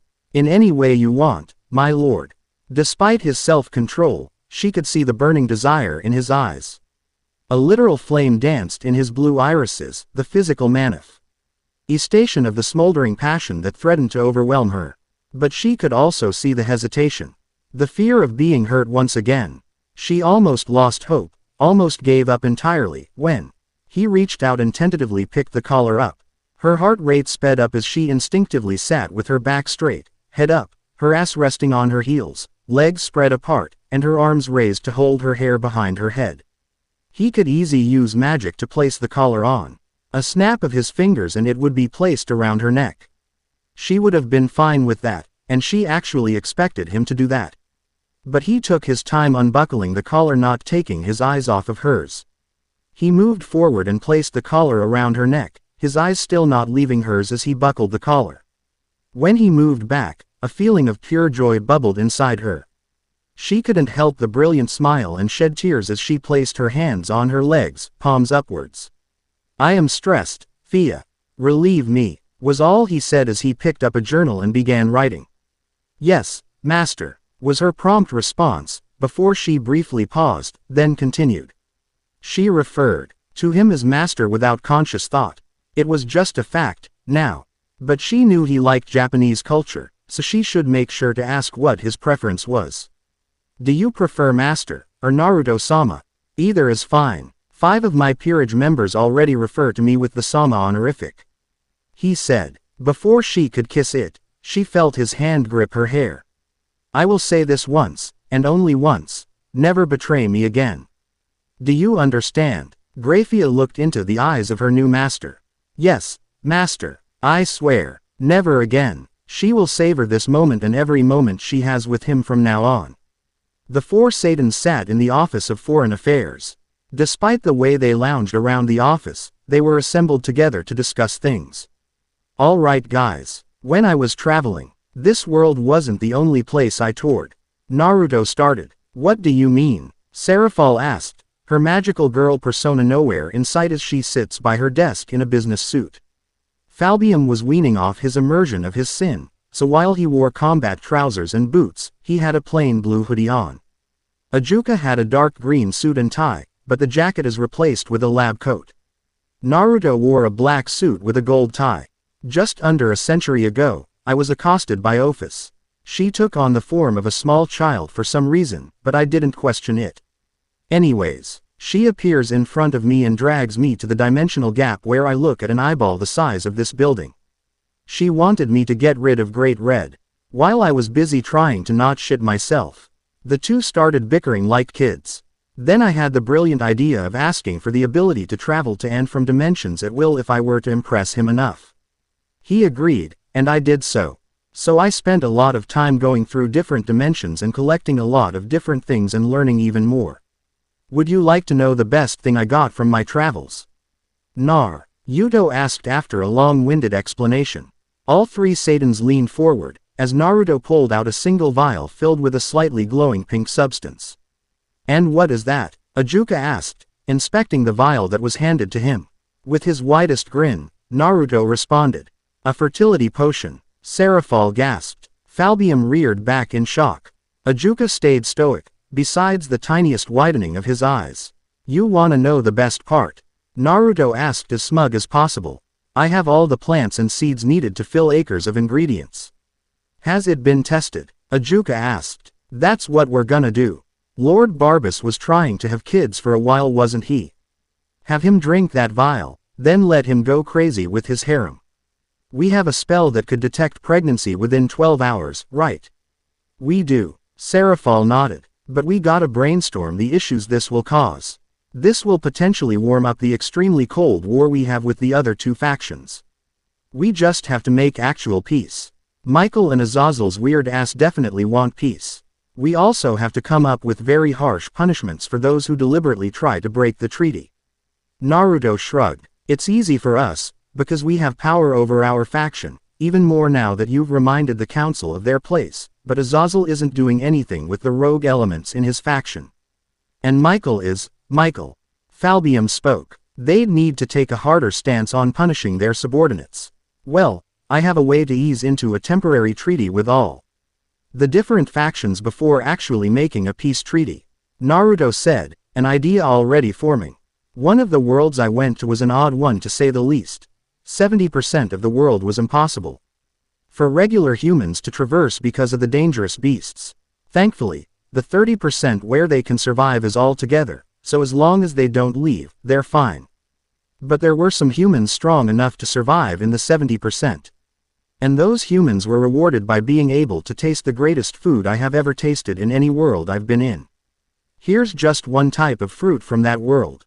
Naruto pulled out 3 heart-shaped fruits and tossed one to each Satan. He then pulled out his phone and started to record. The other Satans were giving the fruit some inquisitive looks. Go on, eat it, hurry up, Naruto urged. They all glanced at each other, then took a bite. Then, they all froze before their demonic magic spasmed out of control briefly. It was enough to make their clothes explode off their bodies. Naruto bursted out laughing at this, while the Satans didn't even notice as they voraciously finished the fruit. They snapped out of they are dazed to see a heartily laughing Naruto pointing and recording them. Confused, they all looked at each other, then found a surprise. Falby, you're not fat. Since when? Seraphal cried. What the fuck? Where's my clothes? Falbium shouted, while Ajuka already repaired his clothes and is mentally analyzing the fruit he just ate, and what Naruto's plan might be with that fruit. I see. So you plan to export this fruit and more of it worldwide. Are there any fish or cattle? You know some factions prefer meat over everything. Naruto, who has already put his phone away, pouted. I didn't even get to do the big reveal. Are you pouting? No. Right. So will you show us the other fruits? Oh. Right. Come on. Naruto made a magic circle underneath everyone and teleported them to his secret garden. With all the knowledge I accumulated regarding dimensional magic, I was finally able to create my own personal dimension, one where no one, but those I allow, to enter. Naruto proclaimed with his arms wide. The other Satans can only stare in shock at the vastly different plants. Are those meat trees? Falbium asked incredulously. Yup. The world these are from is incredibly strange, but has absolutely delicious food. There's even fully cooked dishes that grow on trees. Plates included. I didn't question it, I just stole the seeds and left. Ajuka's keen eye already spotted something peculiar. What is the purpose of these markings on the ground? All the plants seem to have different markings under them. That would be runes. Naruto answered. Really? Not even the humans use runes anymore. Why do you use them? Seraphal asked. Because runes can be maintained without having to keep an eye on it. The ones on the bottom of each plant are specified for each plant. Some of these plants have a ridiculous waiting period for it to grow. That one, for example, takes 38 years to grow fully. The runes at the bottom speed up the process considerably. 38 years turns into a couple minutes, then the time runes change into a stasis rune, so that it won't go bad, no matter how long it stays there. Naruto shrugged. It's convenient for me. I know you'll want to see the books I have on it, Ajuka. I give them to you later. Ajuka nodded as he kept inspecting the runes. So, your plan is to sell these fruits for peace? Seraphal asked, a bit skeptical. The fruits are only the beginning, Seratrip. All the fruits we export will ease tensions between factions and bolster our economy. Then we export weaker potions. Then stronger potions. Then, when all factions are calmed, we can discuss actual peace. Not a bad plan, Falbium admitted. They walked to a round table with 4 seats and sat down. You mentioned potions, Ajuka queried. I met an old witch in one of the worlds and she sold me the recipes and ingredients for a multitude of different potions for a lot of my tiers. Apparently Phenex tears bolster the effects of potions and alcohol. She also sold me her notes so that I could make my own original potions. Naruto held several potions in his hand as if they were cards. This first one is a pretty small one, but I made it a couple days ago for Falbium. I even used Phenex tears to bolster it. Here you go. Falbium caught the tossed vial, uncorked. Then downed it. Naruto earned his trust centuries ago, why doubt him now? Then he felt a weird tingling sensation on his head. Glancing at Ajuka and Seraphol, one had a small smirk while the other was pouting heavily. He touched his head and felt something he hadn't felt in over a century. My hair. My gorgeous mane. Take that. Second place. The winner of the best hair competition has returned. Falbium's dark brown locks were something he was proud of. They reached his thighs, and they were only narrowly better than Seraphal's hair, but it was enough to have them constantly bickering. Damn it, my raven locks are better. Seraphol shouted. Calm down, calm down. I still have other potions to show you. Naruto chimed in before they could really get started. This one is a potion of cleansing. It removes all poisons, diseases and negative magical effects. This one is limb regeneration, self-explanatory. He handed those two to Seraphol, seeing as her parents owned the main hospital of the underworld. This one needs to be tested, but it should awaken bloodline powers in people who don't have the ability to use it. I'd recommend Saraorg Bale, but he's not only a devil of pride, but all the hard work he put in to be at the current strength he is would be invalidated by awakening his bloodline so early. He shrugged. His potion works in conjunction with the fertility potion. It's made to make sure any baby conceived will be the required gender. This one is a resist light magic potion. We'll keep this secret for now. He handed it to Ajuka. Now, these two are very powerful, and they do similar things. Naruto said seriously. This one makes the body of the person who drinks it about 35% stronger, and this one does the same for the mind. The catch being, it can only be drunk once per person. The more powerful the drinker, the more effective it'll be. So, who wants free power? All three Satans took both potions, and felt the change immediately. They all stretched around, getting used to their new strength.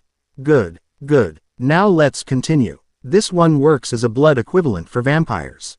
There are plenty of vampires out there that don't prefer to harm humans, but needs must. This one causes the drinker to dream of whatever they are picturing as they drink it. Naruto suddenly found his hand empty. He looked at Seraphol who was trying and failing to look innocent. Whatever. Let me speed through these. This one enhances senses. This one makes you lucky.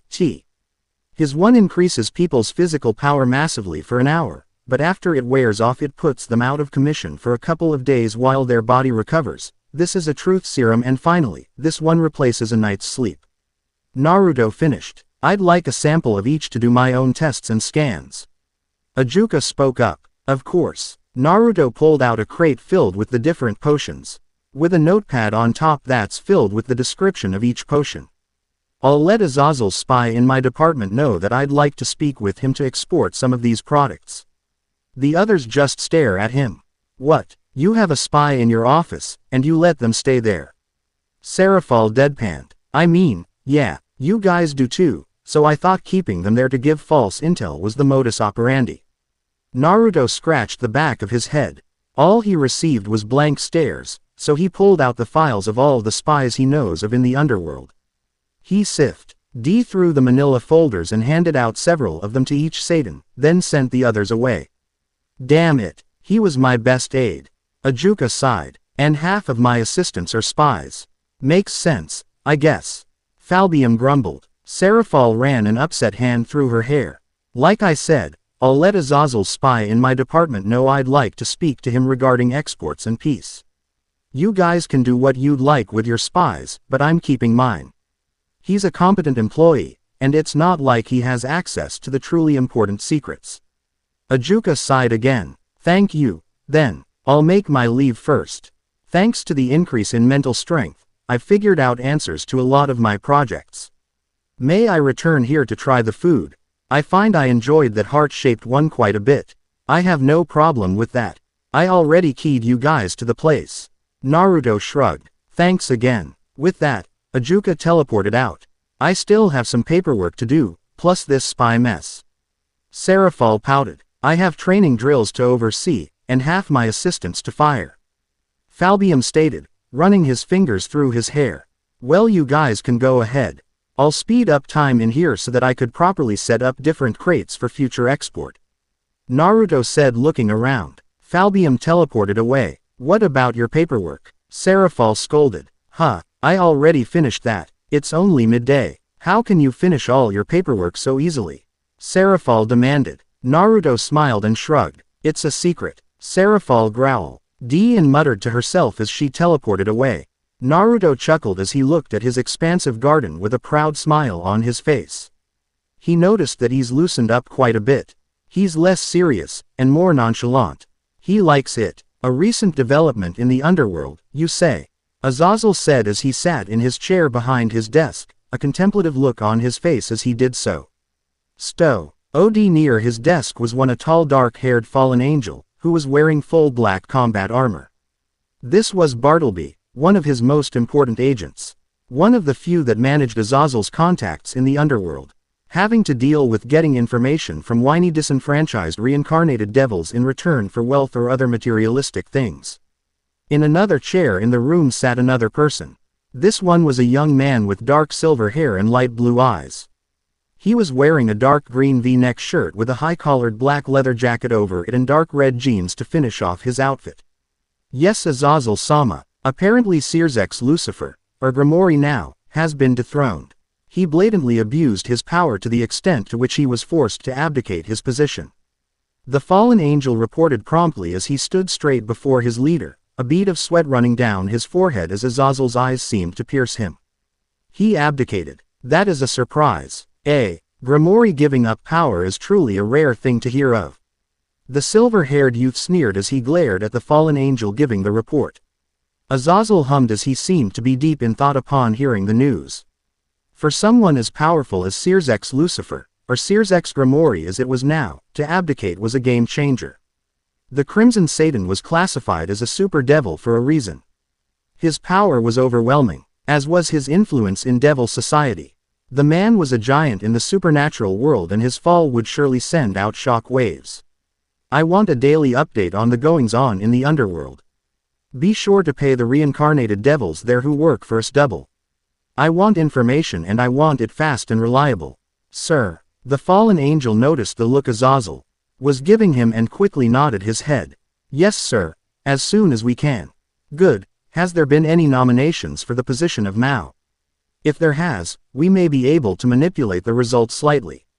He fixed the poor fallen angel before him with his piercing stare once again. Yes, sir. There has been a nomination, only one though.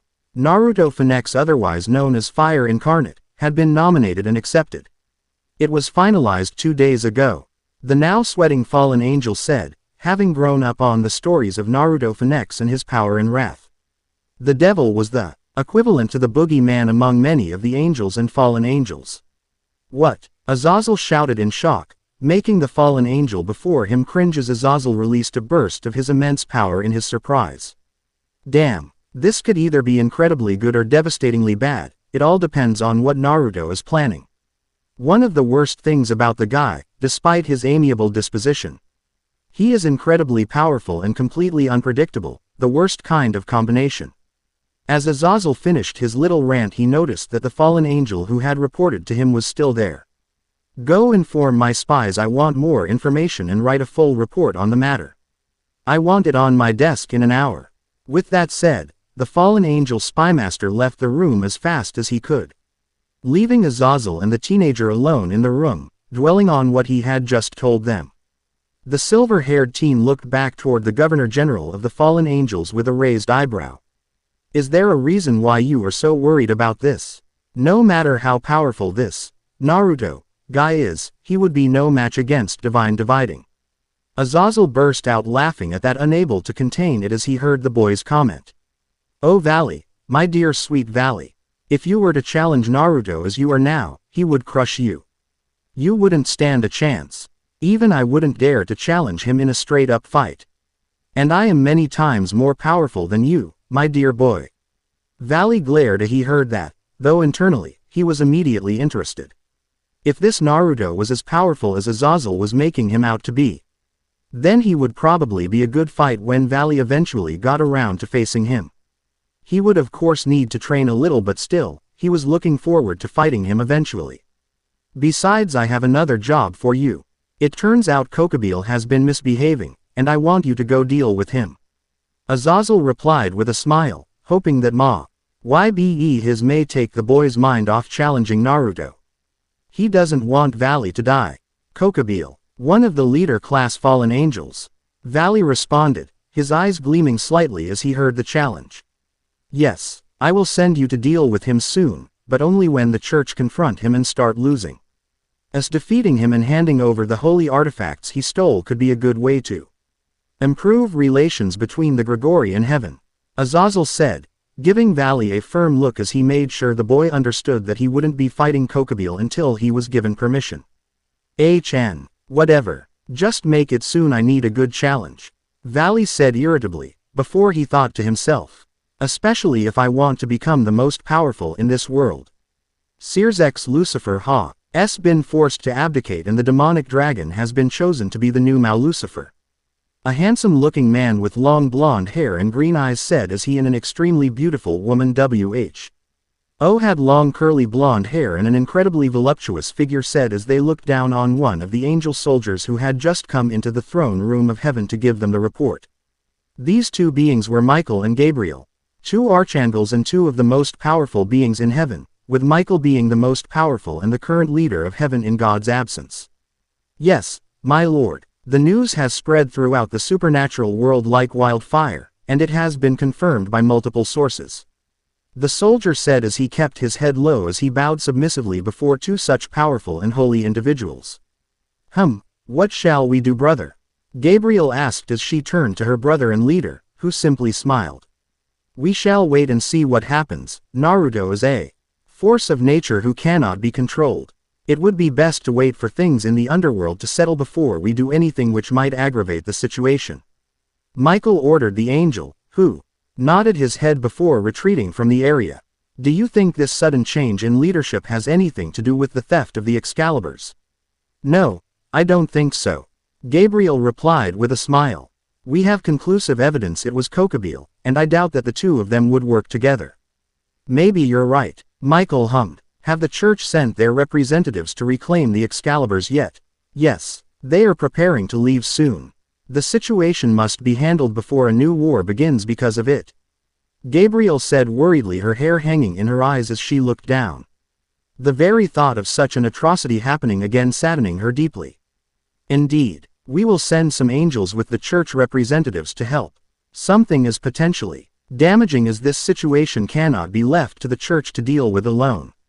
Michael decided before he turned to Gabriel seeking her opinion on the matter. Agreed. Though the angels we send must be powerful, our numbers are far too few. Even the loss of even one of our number could be damaging. Gabriel replied, a sad expression on her face as she said so. Also, heaven must become more involved. The church has started losing their way. Our Father's absence is being felt even if they do not know of the fact. Very well then, Michael said, nodding his agreement to her, but ignoring her comments on the state of the church, having long since known about it and having been trying to fix it for a while now. With little success, Sears Grimoire was sat in the shadows as he was slumped over his desk, thinking about how it could all go wrong and so fast. He had lost his position as Mao, something he had held for hundreds of years and which had given him the power and influence to improve the House of Grimoire's standings in the underworld and to keep the delicate balance of peace. All of which had been ruined when Naruto Phenex became the new Lucifer. Sir Zex had already been busy in the aftermath of his abdication, being named the new heir of the House of Grimoire, and using his new position to gain support among some of the pureblood families. The worst part was that everything he had been working for over the last few hundred years could be destroyed within a year by Naruto. Sears had used his position of Mao to keep order in the underworld by keeping the powerful pureblood families happy and the reincarnated devils content. The ever-increasing number of reincarnated devils had been a major problem. As they grew in number, they grew in power. This led to the purebloods thinking that their positions in the underworld were weakening. This was why Searsex limited the reincarnated devil's power. He gave them almost the same rights as a pureblood devil. But he made it so they were restricted from taking positions of power. This had made it so the purebloods stayed on top, and which they were pleased with, and the reincarnated devils were treated well. Even if they had no political power. Searsex had been working overtime to gather all of the pissed of elders and pureblood devils into his new faction, not so he see old rebel, but so he could keep the peace. Searsex may be pissed off he lost his position, but he still loved the underworld and called it his home. The last thing he wanted was war. This was why he gathered all those who may cause it with their actions, and instead direct their anger towards more productive things, such as establishing a political power base from which the purebloods could still have their say in the runnings of the underworld, making it so Naruto had to listen to them. It was slow going, but he was making progress, which was not to say he wasn't also planning on how to get his position as Lucifer back. Because he was. In fact, he was just biding his time before he challenged Naruto for the title, challenging him to a full rating game for the position. It would shake the underworld to its foundations, and would cement him as the most powerful devil alive when he beat Naruto and his peerage and reclaimed the title of Lucifer. Currently though, Searsex, his family and his peerage had all moved back into the Grimoire family mansion, which was more than big enough for them. The change was big, but everyone was dealing with it. Milika's was a bit anno yet about having to move, but had been cheered up by his mother, who had spent the last 2 nights in a row in his room looking after their son. Searsex, why are you still awake? Came a soft voice as it interrupted him from his musings. Looking up, Searsex saw the beautiful figure of his wife walking into the room, her red hair running loose down her back and her body wrapped up in a silk dressing gown. Ah, Serene, Searsex replied with a smile as he looked at his wife of 100 years. He thought he loved Graia at one point, and he ruined his friendship because of that. But, now that he's made a family with Serene, he understood that what he felt was lust. I am just trying to sort out the mess the underworld will end up being. Why are you up? I have just been putting Milika's to bed, and wanted to tell you I will be staying in his room once again. Serene said, still a bit upset. Is he? Searsex replied stiffly, a bit unsure what else to say as he didn't know his son very well. His position of Lucifer and the king of his peerage kept him very busy, so busy that he hadn't been able to spend a lot of time around his son. Yes, change is difficult for children, and it will probably take him a few weeks to fully get used to it. You're probably right. Besides, I will be busy for the next few weeks making sure the underworld doesn't fall into chaos. So it might be best if you move into a second bedroom. I will be working weird hours and I don't want to wake you. Searsex replied awkwardly. Anything I can help with? She asked. No. Searsex shook his head. I need you to do something else. I need you to help Rias ease into her new position as just another pureblood devil. I know she's still very upset with me for keeping my past a secret. But it was necessary. Maybe you two can start a friendship. I will do so. I will probably take Millie with me. It will make my job easier and will allow him to meet his aunt. Maybe it'll cheer him up a bit. Serene agreed. It would also do some good to get out of the house. The atmosphere had been very tense and uncomfortable ever since the engagement party. For Searsex to so readily abdicate his position for something so trivial is ridiculous. Good idea. Rias-chan and Milika's-kun could benefit from spending time together. Searsex replied. I will pack up and leave tomorrow then. Serene concluded as she started to leave the room. All right, was Searsex's quick reply before he turned his attention back to the paperwork that sat on his desk. He knew both his parents and his wife were incredibly annoyed with his decision. He and Serene had an argument about it the very night after the party. Flashback. What do you suggest I should have done then, Sarah? Force my sister to marry some hedonistic man-child? Searsex demanded. You aren't forcing her to do anything, it's out of your hands. At least, it was until you abused your power. Serene retorted calmly, her eyes cold and judging. She hates the idea, putting herself and her peerage in the hands of someone who whores out his own peerage. I don't want my little sister being passed around, and it would kill her to see her peerage treated like that. Searsex argued. His wife's calm expression began to turn into a light scowl. There is No reason to think that Riser would treat Rias or her peerage any differently. Serenay remarked, shooting down his argument. Rias has done a lot to damage Riser's reputation. He dislikes her, and you think he'll treat her kindly. Perhaps in public, but you can't think he won't force himself on her and her peerage in private. Sirzex scoffed. Firstly, they'd be married and the husband has the right to bed his wife whenever. And wherever he desires, it's his right. It'd be his right to command her peerage as well, regardless of the orders, such are the laws of our world. That said, Riser fears you, and while he'd likely sleep with Rias, if only to try and fulfill his duties and try and impregnate her, he wouldn't be violent towards her lest the Siskin Satan comes bearing down on him. Serenay mockingly, unable to think of a retort that didn't sound petty or weak, he fell silent as he acknowledged that Serenay was probably right. I don't want to see her sad, Sirzex finally said, making Serenay stare at him with an unimpressed gaze. Is that it? Sirzex started, before going quiet. Did you read the same contract I did? There's no time limit on when. They had to have children and she could still have her own lover or lovers. It wouldn't have even been that bad. Just drink a lot and pass out on the night of her wedding, wake up feeling a bit sore.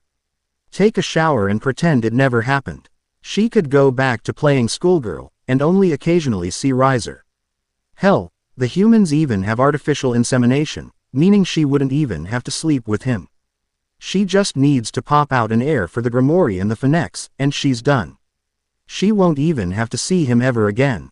Serenay ranted, her calm disposition bleeding away the more she spoke. Do you even know the full repercussions of your actions? Sirzek's head was lowered as she ranted, each word beating into his head.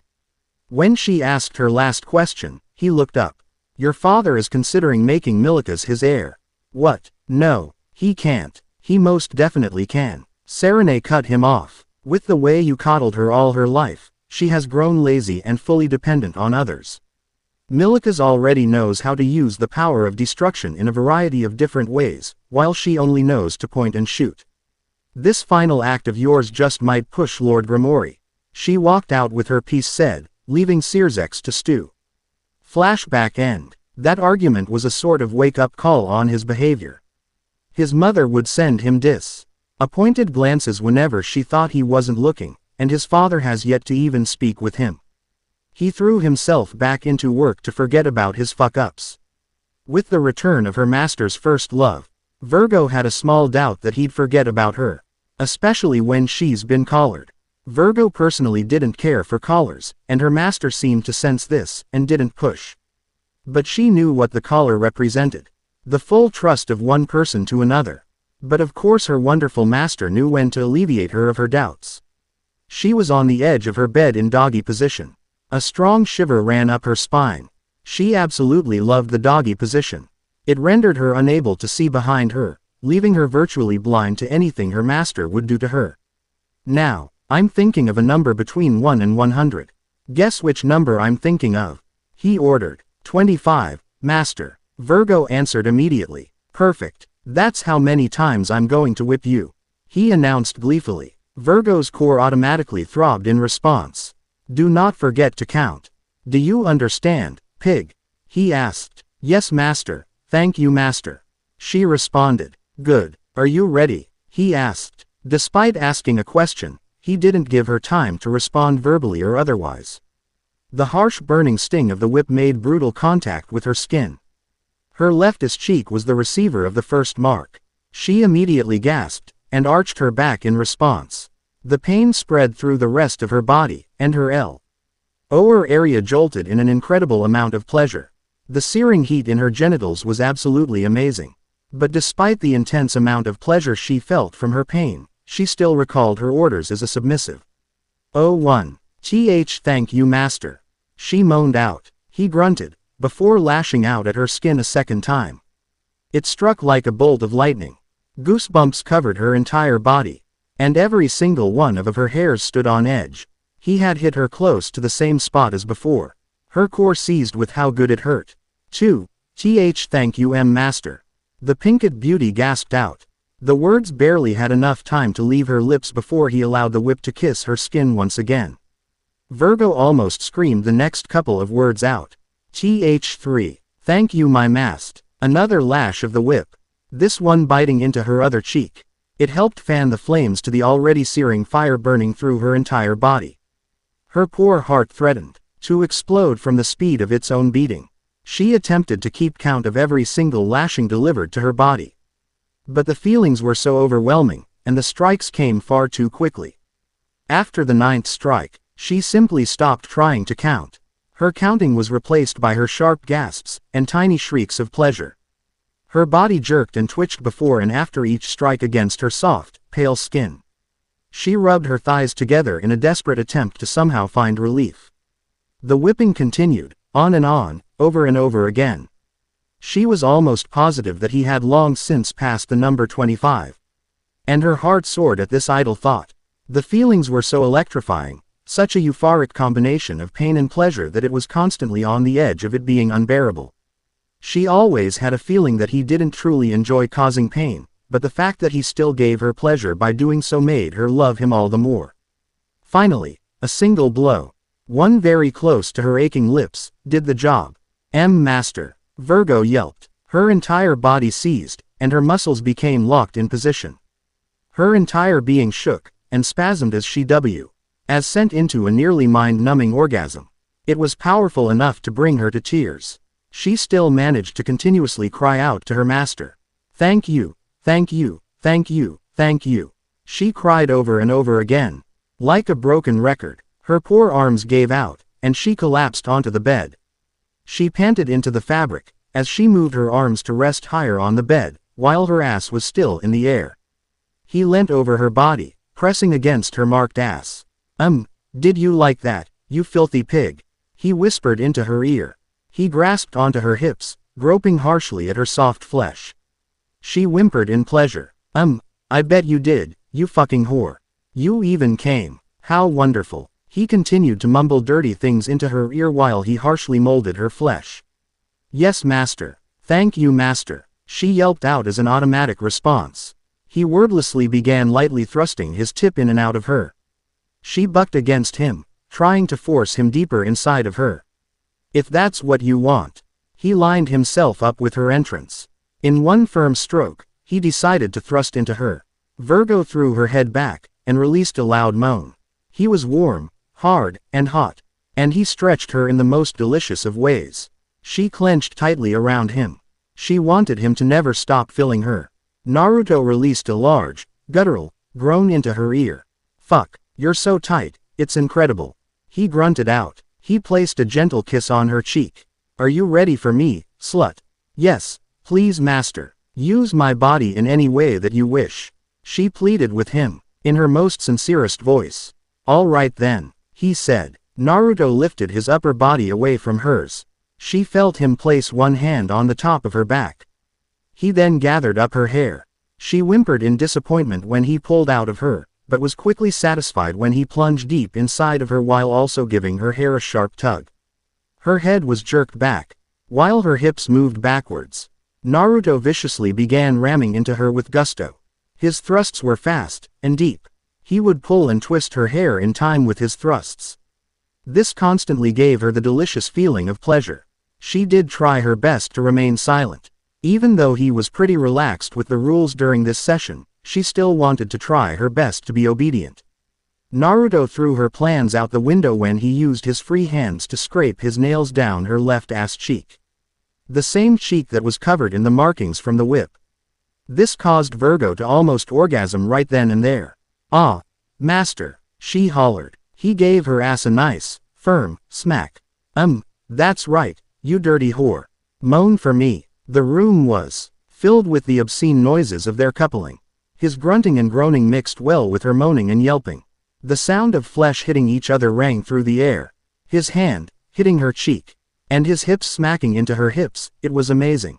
And the creaking of the bed was the cherry on the top. A light sheen of sweat covered both of their bodies as they raced towards a mutual orgasm. She could feel herself getting closer and closer to orgasm. Her body tingled all over with electricity. It was such a mind-blowing experience, and she knew that this upcoming orgasm would be the best one she's ever had. The closer and closer she got, the louder she became. She wasn't a screamer, but she was far louder than unusual. Then, the coil in her stomach finally broke. She sobbed like a maniac as she felt her release overcome her. Her arms gave out again, but Naruto's grip on her hair never loosened. He managed to keep the upper half of her body off of the bed. The current problem was that he was still hard.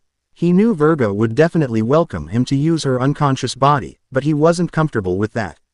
So he rubbed some of the healing potion on her ass, then used magic to clean her up and tucked her into bed. He walked down the hall to his own room. He wasn't surprised at what he found. Like the dutiful servant she was, Graia stood in front of his bed. She stood straight, legs apart and with hands behind her head. She was nude except for her black stockings and garter belt, and a pair of heels. He walked up to her without preamble. Even with her heels, he was still taller than her. Her eyes was level to his lips. He looked into her eyes and found love and devotion in them. Graia was elated. This was only her second night with him after she gave herself to him. She never thought she'd be able to receive a kiss from him so soon. Then he placed his length under her quim, and began sawing himself between her lower lips. She couldn't help but whimper and moan at his kneading and sawing. When he finished and pulled back, she tried to lean forward to prolong the connection with man she loves before she stopped herself and remembered her place. What a needy woman you've become, Fia. His dulcet and amused tone causing a need in her core. He began to kiss and nip at her neck, causing little bursts of pleasure to run down her spine. She was near the edge as he continued sawing between her pussy lips, but when one of his fingers began to rub at her anus, she was kicked off the edge. Her legs were trembling due to the orgasm that rocked her body, her mouth open in a silent scream. My oh my, what's this? He took a step back, letting her go completely as she used every ounce of her power to keep standing. Look at the mess you made, Fia. She looked down at his completely soaked shaft. Clean me, Fia. That was all that was needed to be said, as she wordlessly dropped to her knees. Her tits jiggling wildly as she did so. Then, she began sucking on his balls, bathing them in spit. With a face full of his sack, she was fingering herself with a free hand, and stroking his shaft with the other. She was issuing moans and rapt whimpers that made it clear she was totally enamored with the size and virility of his balls. She was fingering herself, and he could hear it with how wet she is. He pulled out, then tossed her onto her back. He placed her legs on his shoulders, as he began rubbing his length between her pussy lips. She was practically panting, her eyes half-lidded as she gazed into his, a silent plea being aimed at him. With that he plunged into her pussy. Her mouth opened again to moan, but he already plugged that hole with his tongue. As he began to pound into her tight hole, she decided that she made the right decision in becoming his instead of giving up on him. So, Naruto Phenex returned to the underworld and is now the new Lucifer. How intriguing. Keep an eye on things, Euclid. I don't need to stress just how much you need to be careful, do I? Naruto isn't as naive as the Grimoire fool. A smooth and cultured voice stated. No, my lord, I will do my utmost to stay out of Naruto's radar. Euclid replied. Go. Return when you have more information for me. Yes, my lord. Euclid bowed, then departed. Naruto Phenex. The one devil I'd be a fool to fight. How many changes will there be with you in charge? The voice asked, speaking to no one. Naruto was sitting at his office, finishing up the last paperwork of the day. It was an absolutely stress-free day, because he had Graia under his desk since he began working. She was known as the strongest queen, and just for the fact that people assumed that Circex used an evil piece on her. That was never the case. She refused to be bound to someone in such a way. Despite her status as a maid, her pride wouldn't allow her to be bound to anyone but the undisputed strongest, and that wasn't Circex. She, as a wife, said she wasn't comfortable with it, and Circex accepted that. So people made assumptions, and they let them do so for the sake of appeasement. Her pride preened at the thought of being called the strongest queen despite not having to fight anyone. Her duties were mainly coordinating the other servants in the Grimoire lands, cleaning Lucifer's office, and act as an advisor to Lucifer when her opinion is asked. She was content with her life. She kissed and sucked his all's while gripping just under the head with one hand, and the other rubbing the top with her palm, applying a bit of pressure. The appreciative hum she received let her know she was doing good. He ignored the office door opening in favor of licking the shaft from the bottom to the top, then slowly allowing it passage deep in her throat while making sure to gently massage his balls. The pat she received on her head should be demeaning, but she took it as the unspoken, "Good job," that it was. A proper and effective leader needs to be able to multitask, Yoruichi-chan. Naruto said calmly, his voice not even hitching when Graia sped up. Yoruichi Shihoin is a slender and well-endowed woman of average height. She has dark skin, golden irises, and black hair that has a purple sheen. Her hair is waist-length and kept in a ponytail with chin-length bangs framing the sides of her face. Her attire consists of a black, backless, sleeveless undershirt, an orange overshirt with 2 white straps on each shoulder, a large beige sash around her waist, and black stretch pants with a pair of lightweight brown shoes, which allow for stealth and easy use of speed techniques. In our last correspondence, you mentioned you have an update on the Excaliburs and Kokobile from your own investigation and our fallen angel agents. Yes, I do. Kokobile's plan has already begun. Just 3 hours ago Kokobile's soldiers made their move. 3 Excaliburs have been stolen from the church. Excalibur rapidly from the Church of England, taken from their high-security vaults in the Tower of London. Excalibur Nightmare from the vaults beneath the Vatican, and stolen from the Catholic Church. Finally Excalibur Transparency from some no-name Protestant church facility located in Dresden in Germany. Yoruichi reported. What has been the church's initial reaction to the thefts? Naruto asked as he leant back in his chair. If it wasn't for the bobbing head in his lap, he'd look as if he was deep in thought. So far they have been trying to keep the thefts quiet, no doubt trying not to show any weaknesses. Naruto snorted, as if they could keep something like this quiet. Have you any idea where Kokobile is having the Excaliburs taken? His gaze growing intense at the serious conversation. Yes, they are all being taken to Kuo, who currently has the holy swords. I very much doubt Kokobile would keep them with him, at least not until he is ready to make his move. Some ex-cardinal called Valpier Galilei and freed Selzen along with several other traitors from the church. No doubt a large number of fallen angels who follow Kokobile and his foolish ideology are there too. Yoruichi reported. A weak maniac like Freed is easy to predict and even easier to track. Good. Make sure you don't lose him. Naruto ordered. Have the church decided to do anything about this themselves? Yes, they have. They are planning to send a representative of the church to Kuo town, to reclaim the Excaliburs from Kokobile and the fallen angels with him, who were less than subtle in their theft of them in the first place. Any idea who the representative from the church is? Knowing that may make the situation easier to control and predict. Yes, Griselda Quarta and a couple of exorcists are the representatives that are being sent from the Vatican to reclaim the Excaliburs, so the church can make competent decisions. Naruto asked in mock astonishment. Griselda Quarta was an almost legendary exorcist, so it makes sense to send someone of her strength. I know, right, with their constant fuck-ups, you'd never guess. I take it that you're planning to get directly involved in this whole sordid affair. For something as important as this. Of course, I will. Both myself and a select few of my peerage will be getting involved. Naruto replied smiling slightly. Why have us include ourselves into something so trivial? One of us could easily take Kokobile down.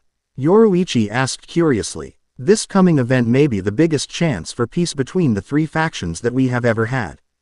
Naruto said. But I thought Kokobile was going through with this to cause war between the 3 biblical factions, not peace. Oh, he is. He is no doubt hoping to cause the war by increasing hostilities between the 3 factions to the point at which war will be unavoidable. Turning the church against the fallen angels by stealing the Excaliburs so blatantly, and then using those Excaliburs to kill Sona Citri, the younger sister of Amao. Enrius Grimori, one of the few members of a noble Devil Pillar clan as well as no doubt members of the church. This will begin hostilities and probably start a second 3-way war. Naruto replied. What is his reason for causing a war though? Why? Power, of course. Why else does anyone do anything? Kokobile will use the war to become the new leader of the Grigori. Azazel is a peacetime leader. He has no taste for war, unlike Kokobile. That means that if a war was to take place, Kokobile would be able to rise to a position of absolute power in the Grigori. as he would inspire more confidence as a wartime leader than Azazel. Do you think his plan will work? Yoruichi asked. Yes, there is a good chance of it working, not that I will let it. So, how will you use the situation to your advantage? She asked. I will use it as a chance to establish good relations with the other factions, maybe even peace. Naruto replied with a smirk. At her confusion, he expounded. Okay then, just imagine if you will what would happen if Naruto Lucifer, a massively powerful devil, and the new Mao Lucifer was to defeat Kokubile and reclaim the Excaliburs. Only for him then to give the Excaliburs back to the church, showing a level of honor and trust and gaining heaven's thanks and approval with his actions. And after that he delivered the body of Kokubile to the fallen angels, showing his power and strength as well as doing them a favor by dispatching a dangerous traitor in their ranks. And then come, in that with my already esteemed relationship with the Ukai at Kyoto, and we have a basis for peace talks. After that we would only need a peace summit in a neutral area between the three biblical factions and the Ukai. And the trust we have gained through this situation could be used to create a lasting peace between the three factions and the natives of Earth, the Ukai. Just imagine it, peace in our time, Naruto said as he outlined the basics of his plan. It was not complete by any means, but he already had his plan for world peace. That's an ambitious plan that you have, Naru-sama, Yoruichi said as she nodded along, somewhat impressed with what she had heard so far. But there's still some holes in it. The relations between the fallen angels and angels will still be strained. Then you have the church. They are far more biased than heaven is against every other faction. As she finished, Naruto nodded along in agreement, having come to a similar conclusion himself as he was creating the plan. You have a point, but giving the Excaliburs back to heaven would have a double advantage, as it would embarrass the church, what with devils reclaiming their holy swords for them. This would weaken their position and it would endear us to the angels through our actions, gaining their support, which would put the church in an impossible place. The end res. Ult being the church being weakened and unable to act out at all to remedy the situation, and our relations with the angels being improved to the point at which we may be able to become allies. Not sure what to do about the fallen angels and the angels though. He finished with a casual shrug of his shoulders. The confrontation with Kokubile will probably go down in a week or two, depending on how swift the church's response is and how quickly they follow the trail to the Excaliburs. Either way we must be ready. I myself will be going to Kuo when the church representatives get there. The matter is too important to leave entirely to Sona Arias despite it being in their territory. They are both still far too young and inexperienced to deal with something so potentially delicate. You go continue to spy in the enemy camp, and gather more intel. Or you could stay and have some fun, Naruto said with a slow grin. Yoruichi matched it and stripped. Rias sat in a small cafe with her sister-in-law drinking tea. She knew that she shouldn't be as angry as she is about her existence, seeing as it doesn't affect her in any way, but she couldn't help it. Were Sirzex and Graia even really married? I just need to understand this whole situation. Rias spoke, not wanting the awkward silence to drag on any more than it already has. Serene sighed. Yes, they were married. They divorced after they realized what they felt for each other was lust, instead of love. They tried to ignore that, but ultimately couldn't. What does the supernova have to do with all of this? I know he left for some reason all the older devils refuse to speak on, and the history books don't explain either. My parents and Sirzex all acting weird when his return was revealed. Serene rubbed her eyes tiredly at this. I really shouldn't be telling you this. The scandal this information would cause would have been disastrous, so it was kept a secret among the older lords and ladies. Sirzex wasn't the one who convinced Graia to switch sides, Naruto was. What? Rias shouted, shocked. Yes, they were in love. He even built a home for them to build a family in after the war. Unfortunately, Sirzex and Graia gave into their after-battle lust, and became lovers. Naruto caught them being intimate in his home, and on his bed, and obliterated the entire house in his rage. He and Sirzex fought for 3 days straight. Sirzex even used his true form in the fight, but was still left on the ground battered, burned, and bleeding. I was there was Naruto was about to kill him. He made a flame so hot and bright that people started to wonder if it was holy. His attack would have definitely destroyed the underworld had his own mother not crawled towards him. constantly melting and healing, and begging him to calm down. To this day, the sight and feeling of Lord Lucifer's wrath is burned into my head. Sirzex still has multiple scars on his body from that fight. Phenex tears did nothing to remove them, and the Phenex clan refused to give him any more tears due to the betrayal. It wasn't long after that he left. Rias was shocked at this story. Now things began making sense. Why the other lords and ladies would give Graia disapproving looks or glares. Why they hesitate to converse with anyone from the Grimoire clan. Why her own father always seemed to barely stand being in the same room as Graia and Sirzex. Why her mother always looked saddened when she would try to initiate conversation with Lady Phenex, but receive an ugly glare in return. Wait, if the Phenex hate us so much, why did they want Riser and I to be married so badly? Rias, you are the heiress to a high-ranking clan, and your mother has one of the greatest political minds in the entire underworld. Did you not receive any training in politics? Serene asked in exasperation. Rias couldn't meet her eyes. I did, but I didn't really pay much attention. Serene shook her head. I already know the answer to this, but I'll ask anyways. Did you fully read the contract? Rias faltered under the older woman's gaze. I only heard what I needed to break it from Onisama. So, you, as a person bound to a contract, didn't look into the details of the contract despite it being easily accessible to everyone from the Devil Net. Is that what I'm hearing? Serene deadpanned, making Rias shift in her seat, once again, not looking at her eyes. I'll explain to you in explicit detail why Ariang Riser wouldn't be as bad as you made it out to be. He is a womanizer, and he makes his peerage sleep with other men as bargaining chips. Rias growled with a glare, and was shocked to receive one back.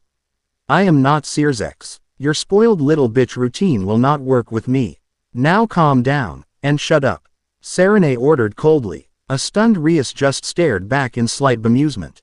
How many women are in Riser's peerage? F15. And how many are passed around, or groped in public? 4.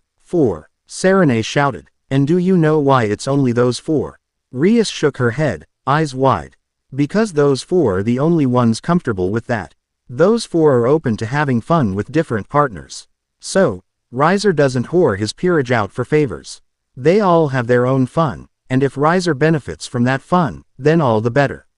Your fucking smear campaign towards Riser not only made him look bad, but it made the majority of the Phenex clan hate the Grimoire even more. Rias stayed quiet, not used to being shouted at, but the reprimand is far from over. Riser is a third son nobody who would have had absolutely no power over you besides the need to do his husbandly duties and try to get you pregnant. You, a devil with a weird obsession with following all this human nonsense, should already know what artificial insemination is. You could have done that, popped out 2 kids, and fucked off back to the mortal world to play human, and never had to see Riser again. With all the different lords not wanting anything to do with a clan that welcomed a double traitor into their home without issue, Lord Grimoire was desperate to find some allies. Lord Cetri was one, and he would have liked Lord Phenex as another. Lord Phenex and Riser was the only 2 in their clan that wanted the wedding, because, despite the bad reputation of the Grimoire, no one said anything due your older brother being Lucifer. Now we don't have that cushion, because Sirzex, the fool, didn't want to see you sad, despite reading the contract himself. So you're saying I made a big deal out of nothing, and my married life never would have been the nightmare I made it out to be? Rias reluctantly asked. Yes, Serene stated bluntly. Are you and Sirzex fighting? Is that why you're here? Rias asked, a bit guiltily. Yes, honestly, your parents are pissed at him too. He gave up his position as Lucifer to cancel a contract, made by his own father, for a stupid reason. Your mother can't help but look at him in disappointment. And your father hasn't even spoken to him since.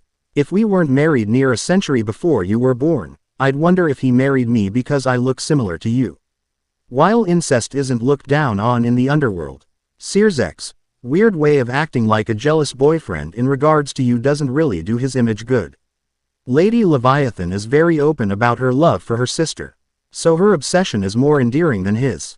She sipped some more of her tea before getting up. Now, I need to educate you on how to present yourself from now on. You're just another high-class devil now. No Satan older sibling to back you up. Rias sighed. All right. Thanks for the talk, I guess. We needed to clear the air, and you needed to know the full truth. Now come on. We need to contact your mother for you to relearn your lessons politics. Rias pouted and got up. So, everything is ready for shipping? Seraphal asked. The 4 Satans were once again in Naruto's garden. They each had food in front of them plucked directly from the garden. Seraphal had sweets and cakes in front of her, Falbium had meat from different meat trees, and Ajuka had a salad made from black grass. Naruto finished munching on his white apple before answering. I have all the crates ready to go, and I added labels on them to make sure the right faction gets food that they'd most likely enjoy. I also made sure to remove the seeds from them all. So when do we send them out? Falbium asked. We should introduce it to our faction first, then we can look into sending them out. Naruto proposed. We should use Sotan's birthday. It'd be the perfect place. Seraphal cheered. Yeah, but then she'd have guys staring at her naked body after the food explodes her clothes off. Naruto said blandly, making Seraphal gasp in horror. You're right. No boys allowed. You guys can't come, she declared. All 3 men rolled their eyes. It was Falbium who spoke next. Fine. But you'd better make sure the guests spread information about the food as far as they can. She nodded excitedly, then saluted. You can count on me. It'd be at most 2 days before the entire underworld knows. Good. With the church sending people to Kyoto, I sense things are going to get interesting. Naruto said. Have you finished your tests on the different potions? Yes. All the potions work as advertised. Who will you be hiring to handle production and the picking of food here? Ajuka asked. I'll be hiring reincarnated devils and having them sign a magical contract. It'll be impossible for them to reveal anything about the produce, and there are multiple anti-theft wards all over the place. We're good, Naruto replied. Then I have nothing else to bring up. Cool. You guys got anything to add? Naruto asked Seraphal and Falbium. Nope, nada. They spoke at the same time. Well, all right then. Rias sat with a heavy pout on her face. She sat in the orc room waiting for the church delegation to arrive. The rest of her peerage was present, interacting amongst themselves, while her pout remained firmly in place. If you keep pouting, it'll get stuck that way. She heard her rival speak. Sona was also present. Since she was now in a higher standing, politically speaking, she had an obligation to be in the meeting. She decided to meet with the church delegation in the orc building both as a courtesy to Rias, and to give the rest of her peerage peace to do paperwork. Rias just pouted harder and turned her head away. I'm not pouting. Of course not. Whatever was I thinking? Sona replied in complete deadpan. Things stayed quiet between them for another minute before Rias spoke. Sona, did you know the truth about my brother and Graia? Sona looked to Rias, and her usual cold and calculated gaze softened. Yes, my parents told me a very long time ago. That's why you've never warmed up to either of them. Rias muttered. Before Sona could respond, there was a polite knock on the door, and it was opened to admit 4 people. The 3 exorcists were led in by Sona's queen, Tsubasa. The 2 young ladies with her looked to be around their age, but the adult was a well-known exorcist. Good afternoon. My name is Griselda Quarta, and It's a pleasure to make your acquaintance. The nun introduced herself. With me is Irina Shido, and Zenobia Quarta. Welcome to Kyoto. I am Sona Citri, and beside me is my fellow king, Rias Grimori. I hope your trip was to your comfort. Sona greeted politely. If you were so concerned about our comfort, you could have let us carry on our investigation unimpeded, snorted Zenobia. Zenobia. Griselda barked coldly. The girl flinched as she remained quiet. I apologize for her attitude. It seems I failed to teach her proper behavior towards other races. Issei himself flinched at the tone of the nun. He was distracted by her massive memories the moment she stepped into the room, but her tone and the look she had in her eyes forced him to be on his best behavior. Lest she kills him with a pointed glare. His eyes strayed to the person leaning on the wall. Kiba, his fellow peerage member, had an uncharacteristic scowl on his face, and it confused Issei something fierce. Before anyone can say anything else, someone knocked on the door then entered. It was a woman with blue eyes and black hair. Her body is mostly covered by a beautifully designed haori, but her face and hands give an impression of a slender woman. Her hair is long and is worn as a large braid down the front of her body, and her face had a kind and gentle look to it. She also has a large string attached to the sheath of her katana and carries it over her shoulder as she makes her way in. Oh, dear, it seems I'm a bit late. Please excuse me. I am Retsu Yunohana, Knight of the New Satan Lucifer. I am here to oversee the meeting. Once everyone had taken a seat, Sona began to speak again. Let us discuss the matter at hand. If I am not prying too much, can you give us some information about the case from your side? While we had an encounter with the fallen in this territory, it was taken care of. Heaven and the church had 6 Excalibur fragments in their possession. 3 pieces were stolen after their holding place and the current wielders were killed by fallen angels. It was only due to the timely arrival of Cardinal Vasco Strada in 10F those locations that we found that it was the fallen angels and Kokobile himself that was involved. Since then, we have been trying to find the whereabouts of the Excalibur fragments. Griselda recited the overview of their side. I see. And you've managed to track him down to Ku, but not exactly where. Sona surmised. You may continue your search here, but 1 or 2 of our Pira GE will have to accompany you at all times during your search. We are currently at a ceasefire, not peace, so it wouldn't do to allow what is essentially our enemies free reign in our territory. Zenobia was about to speak up, but one look from Griselda kept her mouth firmly shut. That is reasonable, Eris Citri. Thank you for your time. As all 3 got up, Griselda turned to the other nun in the room. Asia Argento. Why yes. The poor girl squeaked. On behalf of the Holy Church and heaven itself, I would like to apologize to you and inform you that your excommunication has been repealed.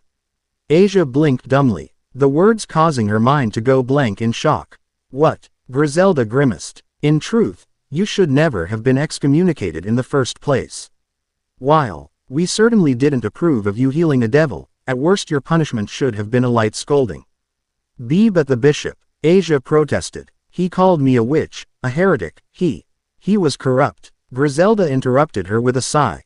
Unfortunately, though we are all worshippers of God, there are still those among our numbers who are lacking in faith.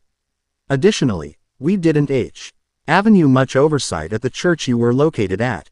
By the time we heard about your situation, you were already sent away. Asia remembered how quick it had been. Her entire life had been turned on its head literally overnight. One afternoon she healed a person who had turned out to be a devil, and the next afternoon she was out in the countryside with her meager belongings as 2 fallen angels approached her and offered her a place among them. She hadn't really wanted to go with them. But she didn't have anywhere else to go, and there was a chance she could still follow God's teachings among them. That had turned out not to be the case though. Nearly every fallen got annoyed or angry whenever she talked about God, and she quickly learned to keep her thoughts and feelings to herself. And then there was that whole situation where it was revealed they, or at least a faction within them, was aiming to kill her and take her sacred gear. Griselda continued. I'm not sure what the bishop was thinking. But his actions could only be called suspicious, so we investigated. In fact, I was personally part of the investigative team. And in our questioning, a simple truth came to light. The bishop, and those that supported him, conspired to get rid of you out of jealousy. Asia blinked in surprise. Jealousy? She asked. They were jealous. Of me? Griselda smiled kindly at Asia. I talked to the townspeople. Even among those who didn't go to church, you were a beloved figure. You healed so many of them or people that they cared for. The entire E-town cared for you and appreciated you. It was that fame that caused the bishop to be jealous. He felt that he should be the most recognized and beloved person, not you. So when I healed that devil, Asia started. Understanding washing over her, he took the chance to get rid of you. Griselda finished with a nod. In truth, he didn't even truly have the power to excommunicate you. I didn't know that, Asia said, tone forlorn. I know, as did the bishop. Griselda replied. He counted on that to force you out. He knew that one of the other factions would snatch you up. At which point we would be unable to bring you back. His plan was to then tell us that you had left of your own accord. Unfortunately for him, one of the priests overheard the conversation between the 2 of you. and was able to inform us of what really happened. While you can't truly return to the church due to your new status as a devil, we still would like to give our apologies for your treatment." Griselda bowed, followed by her two companions as they made their exit. Asia cried as Issei held her, and even Kaneko giving her encouraging pats on her thigh. "That poor child," Hana commented. "She could tell that the girl has been shouldering a lot of pain. She's been through a lot," Rias said, her eyes sympathetic. Her eyes went to her knight. "Kiba-kun, come here please." "Yes, Bucho." Kiba's scowl lessened to a frown when the exorcists left. "You understand that you can't join the exorcists in their investigation, correct?" Rias asked. His fists and teeth clenched. "I can control myself." Rias just stared. "Yuto, you spent the entire meeting glaring at them, just a hair's breadth away from outright attacking them. May I ask what the problem is?" Hana asked. "Holy swords." Kiba growled. "May I have a bit more information?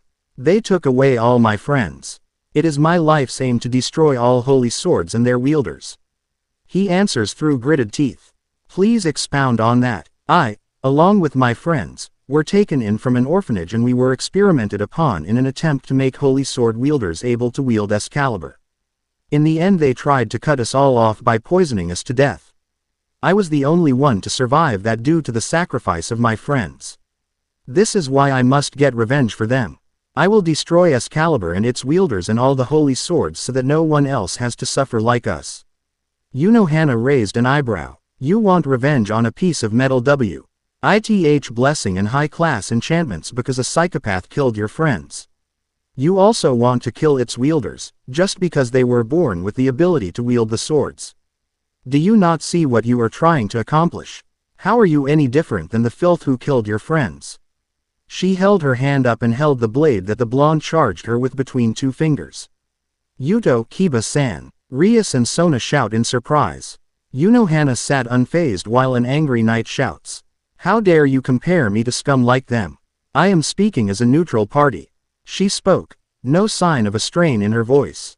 "You said they killed your friends because you all were not born with the power to wield the holy swords, so you want to kill someone else who is completely unrelated to this whole mess because they were unfortunate enough to be born with the power to use holy swords. Both of you are killing innocent people over something they had no control over in UW. And to deny that you are different from them.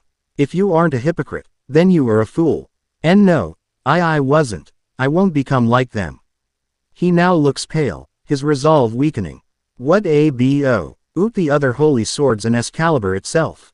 Yes, the maniac killed people in the name of making Excalibur wielders, but where was Excalibur's fault in all this? It is just a sword. A thing. It's the people who use them who are good or bad. The same gun that a robber uses to kill innocents can be used by a soldier to protect their country. Let's assume that you destroy Excalibur, what then?" Hana asked, the entire room silently watching the confrontation. He stutters. "The church will declare you as the enemy of the church and the heaven faction. They will send their best exorcists to hunt you down. What do you think will happen then? You, a mid-class devil against their top exorcist, those with enough training and experience to match an ultimate-class devil. As seen from your king's constant coddling of her peerage, she won't cut ties with you in order to keep herself and your fellow peerage members safe. What do you think will happen to them? They will lose respect in the underworld at the very least. With Rias no longer having the protection of being the sister of a Mao, she'll be hunted as well, as will the rest of your peerage mates. My kin, G will declare you astray without hesitation. Another great war will be prevented, but the already tentative ceasefire will become even more brittle. The smallest provocation will cause another war." He was teetering, but Hana decided to shove him off the edge. "Would you like to know just how futile your actions would be?" She asked with mocking smile.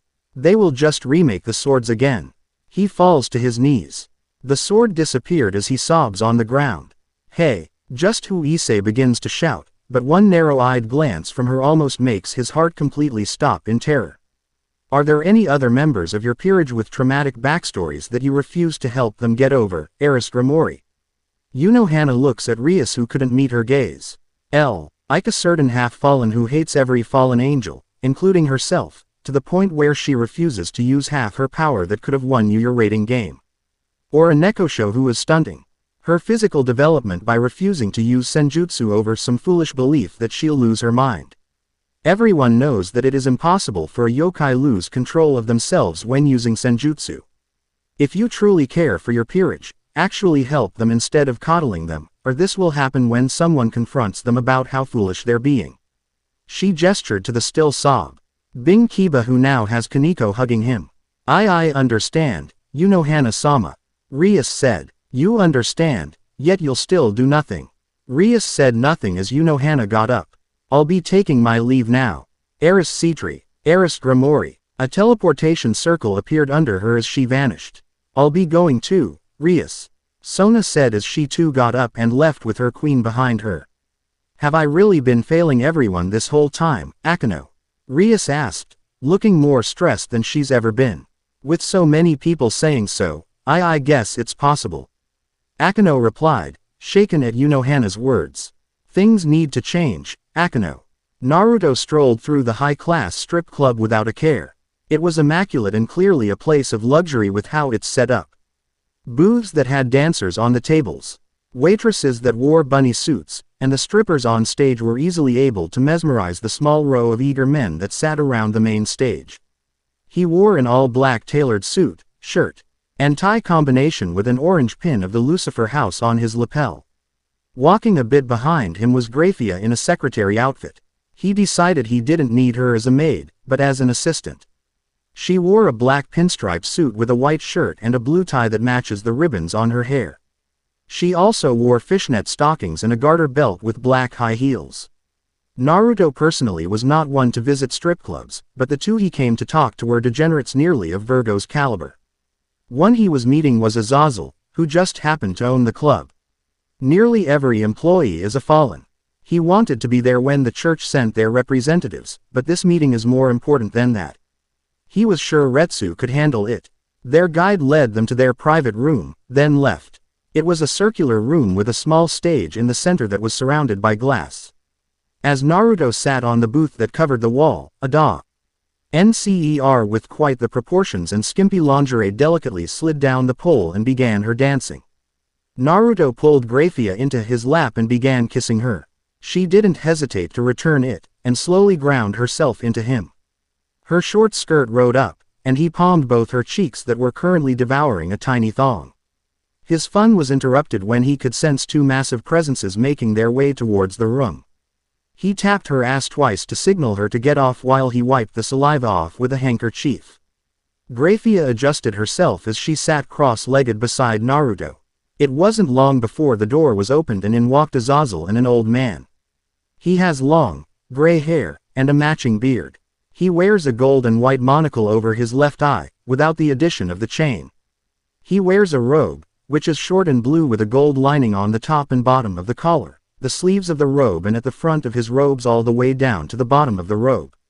The rest of his robe is white with matching shoes.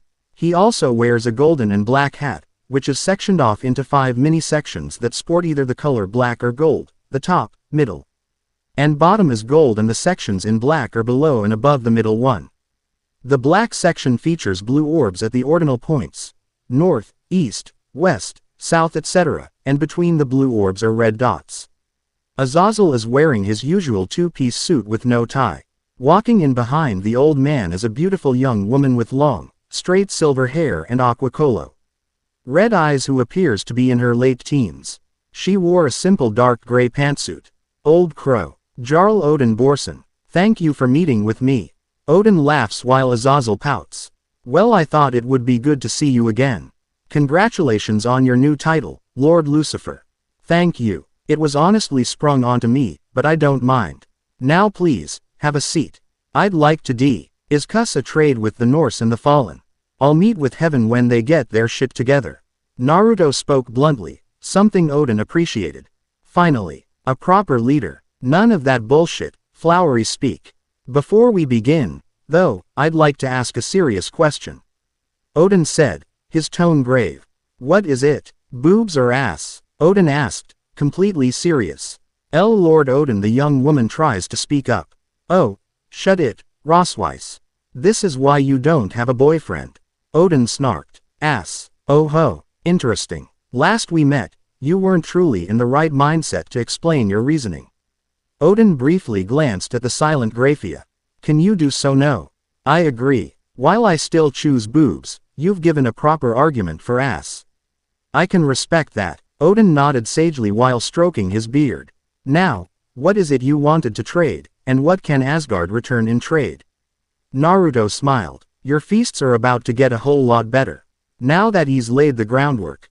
Naruto tossed the baton to Seraphal to finish up the negotiations, as is her job as the Satan of Foreign Affairs. He's already interrogated and rooted out all devils who were involved with the Nekosho massacre and sent the worst perpetrators to suffer under Yasaka's ministrations. A lot of devils tried to kick up a fuss about those actions taken, but Naruto simply ignored them. They broke the rules, so they got punished. This was the first time in a long time that devils were being punished for their actions, so it's made a lot of them confused and frightened. They were too used to Searzek's passive leadership for centuries, and not the decisive leadership of Naruto Phenex. Currently in the lavish office deep within the Vapula clan's estate, the lord of the estate had important guests he was hosting. Seated around a small conference table were 4 lords of the underworld, 3 of the 4 listening as Lord Vapula said his piece. Seated silently while waiting for the man to finish were the clan heads of the Belphegor clan, the Bale clan, and finally the Abaddon clan. Even though it had been a few days since the list of cities that were committed by those who participated in the Nekosho massacre, it was still one of the hottest topics in the underworld.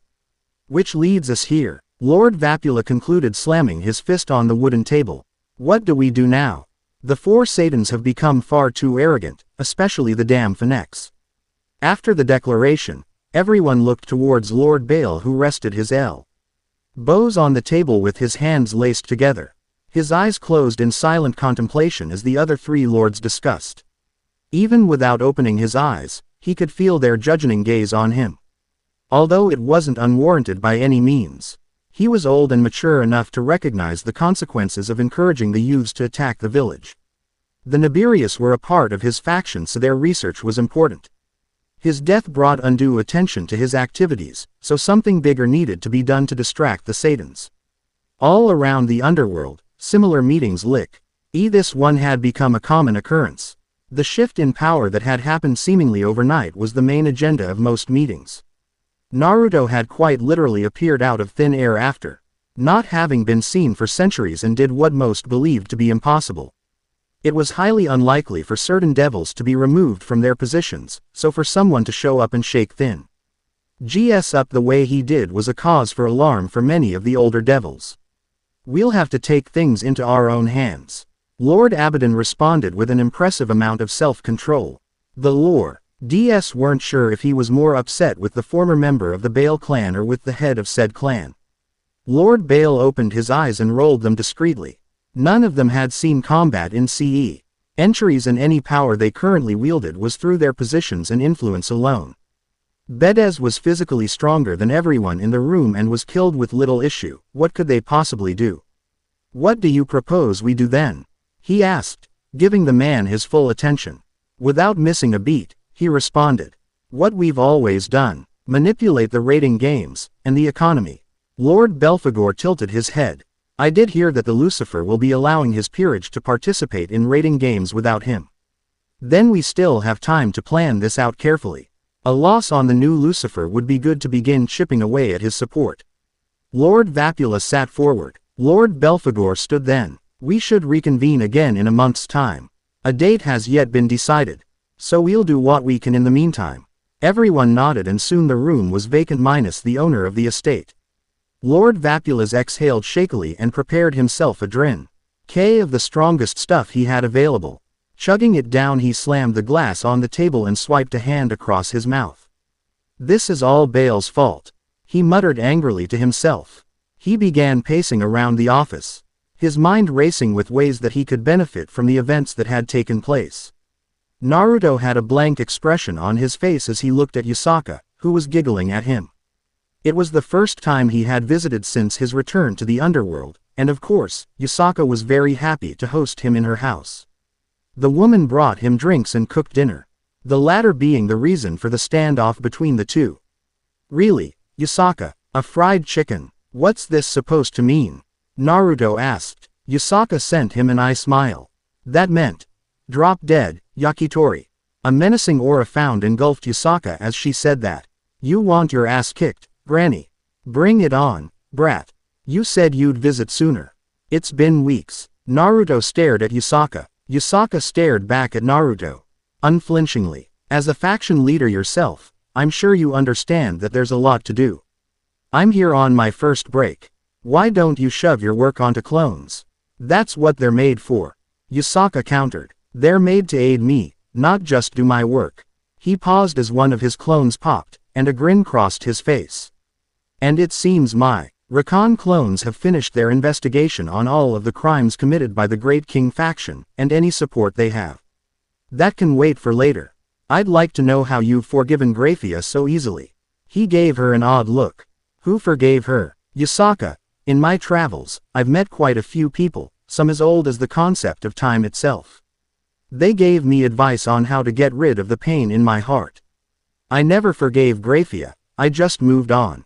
I was content to just ignore them both for the foreseeable future, but she came to me herself and gave me a collar to wrap around her neck. She doesn't have my trust, affection, nor love. She's like furniture, and she seems to enjoy it. I'm not usually one to kink shame, but even as a devil of lust, I think it's a bit out there. Ignoring that last part, I just thought that you did. From what I hear, she travels with you to most meetings and acts as your assistant. Naruto laughs at that. Yusaka, shish. Spends her days on her knees under my desk, and she travels with me because those I actually trust are liable to kill her for how she broke my heart. I see. That does make more sense. Yusaka conceded. You sound jealous. Yusaka-chan. Naruto chuckled. Are you upset that another woman is around me so often? She snorted, yet didn't answer as she sashayed away, a smug Naruto following behind her. With the perpetrators of the massacre handed to you, and a potential trade for my food, do you think the yokai and the devils could be less hostile to one another? Naruto asked. She hummed in thought. With you immediately handing over the worst perpetrators after your rise, and your tough stance towards lawbreakers, then eventually, yes. Now, come to my meeting room so we could negotiate further. They walked for a bit before Naruto spoke up again. This is the way to your bedroom. My meeting room, yes. The four Satans were once again meeting in Naruto's garden. The topic of discussion was the underworld, and the devil race as a whole. The underworld right now is a powder keg waiting to be lit. Naruto began. On the surface, we are the strongest of the three factions. Both in number and power, but the reality couldn't be further from that. While the evil pieces definitely saved us in a very dangerous situation, it has also gained us all more enemies than the previous Satans combined despite their overtly evil acts. Like the yokai, the devils have trampled over several other factions. The only reason they don't say anything is because of us four. The other Satans listened attentively. While on the surface the devils have a lot of population, a major part of it is made by the reincarnated devils, many of whom were forced to become devils against their wills. It's not like they suddenly had a change of heart as soon as they became devils and decided that being treated as second-class citizens is the way to go. No, they are only quiet because of the Satans. They know that any resistance will be met by you with a swift end. He sighed and continued. While it's true that not everyone treats their peerage members badly, the majority of them do. We cannot use a minority to define people. Kidnapping people from their homes, against their wills, doesn't make them like us. Not to mention their families. And that's only the case for the reincarnated devils. Even the extra devils and many pillar houses are dissatisfied. Ajuka, how many pillars are there today?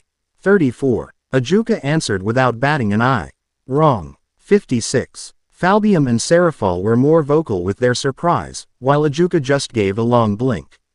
Even if you consider the pure-blooded devils our clan traits being a criteria for a house to be alive, there are still 56 houses alive. So, why is it that only 34 of them are counted? Because ultimately, what today's devil races motivations have been reduced to is not the foolish purity of blood. It's not even the survival nor the betterment of the devil race. No, it's just profit and control. There are 22 uses who were alive but were declared extinct, their lands taken and their positions abolished. Why? Seraphal asked, completely bewildered. Each of those houses were the political rivals of the old devils in the Council.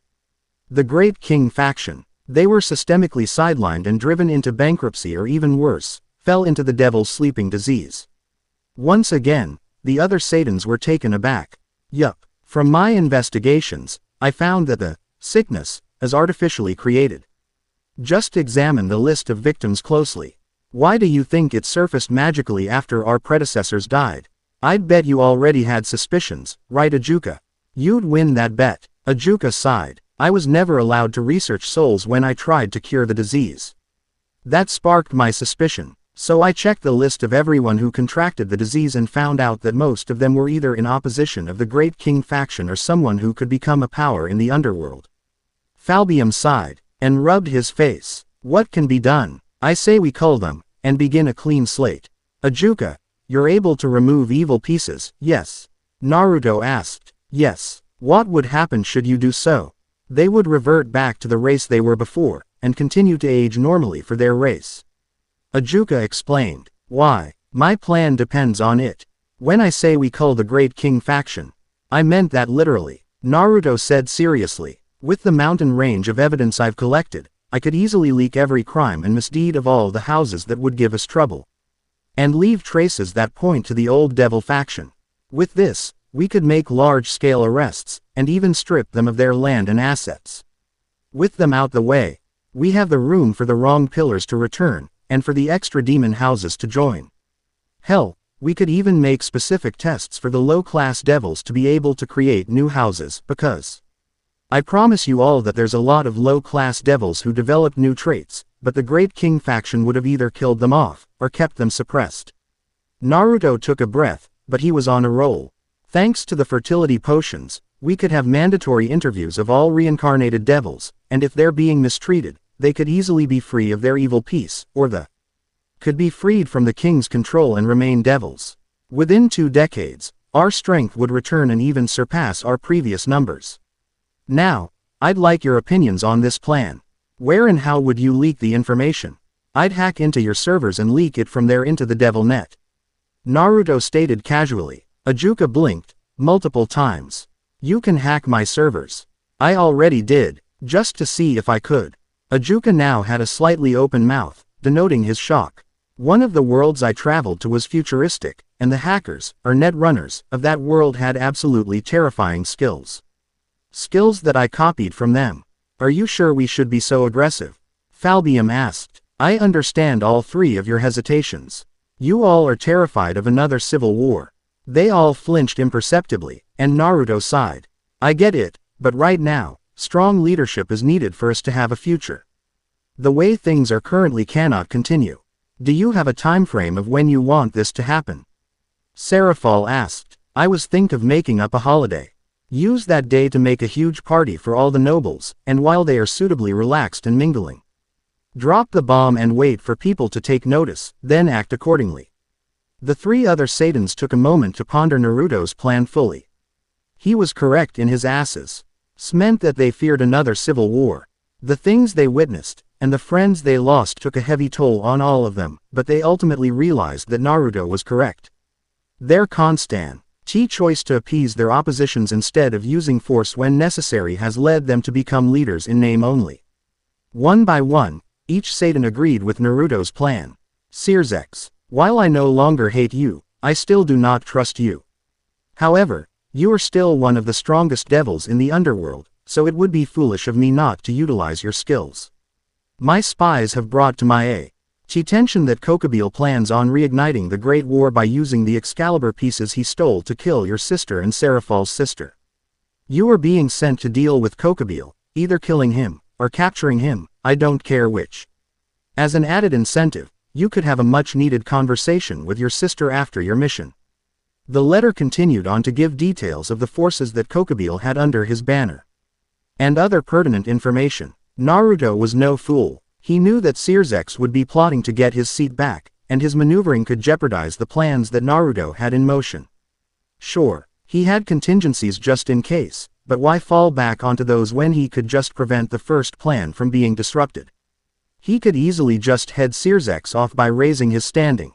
Just not by too much. Killing Kokobile then aiding in arresting all the corrupt nobles would be the perfect way to do that.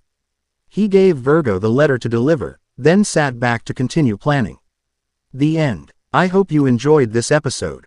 Remember to subscribe and like this video. See you in the next video.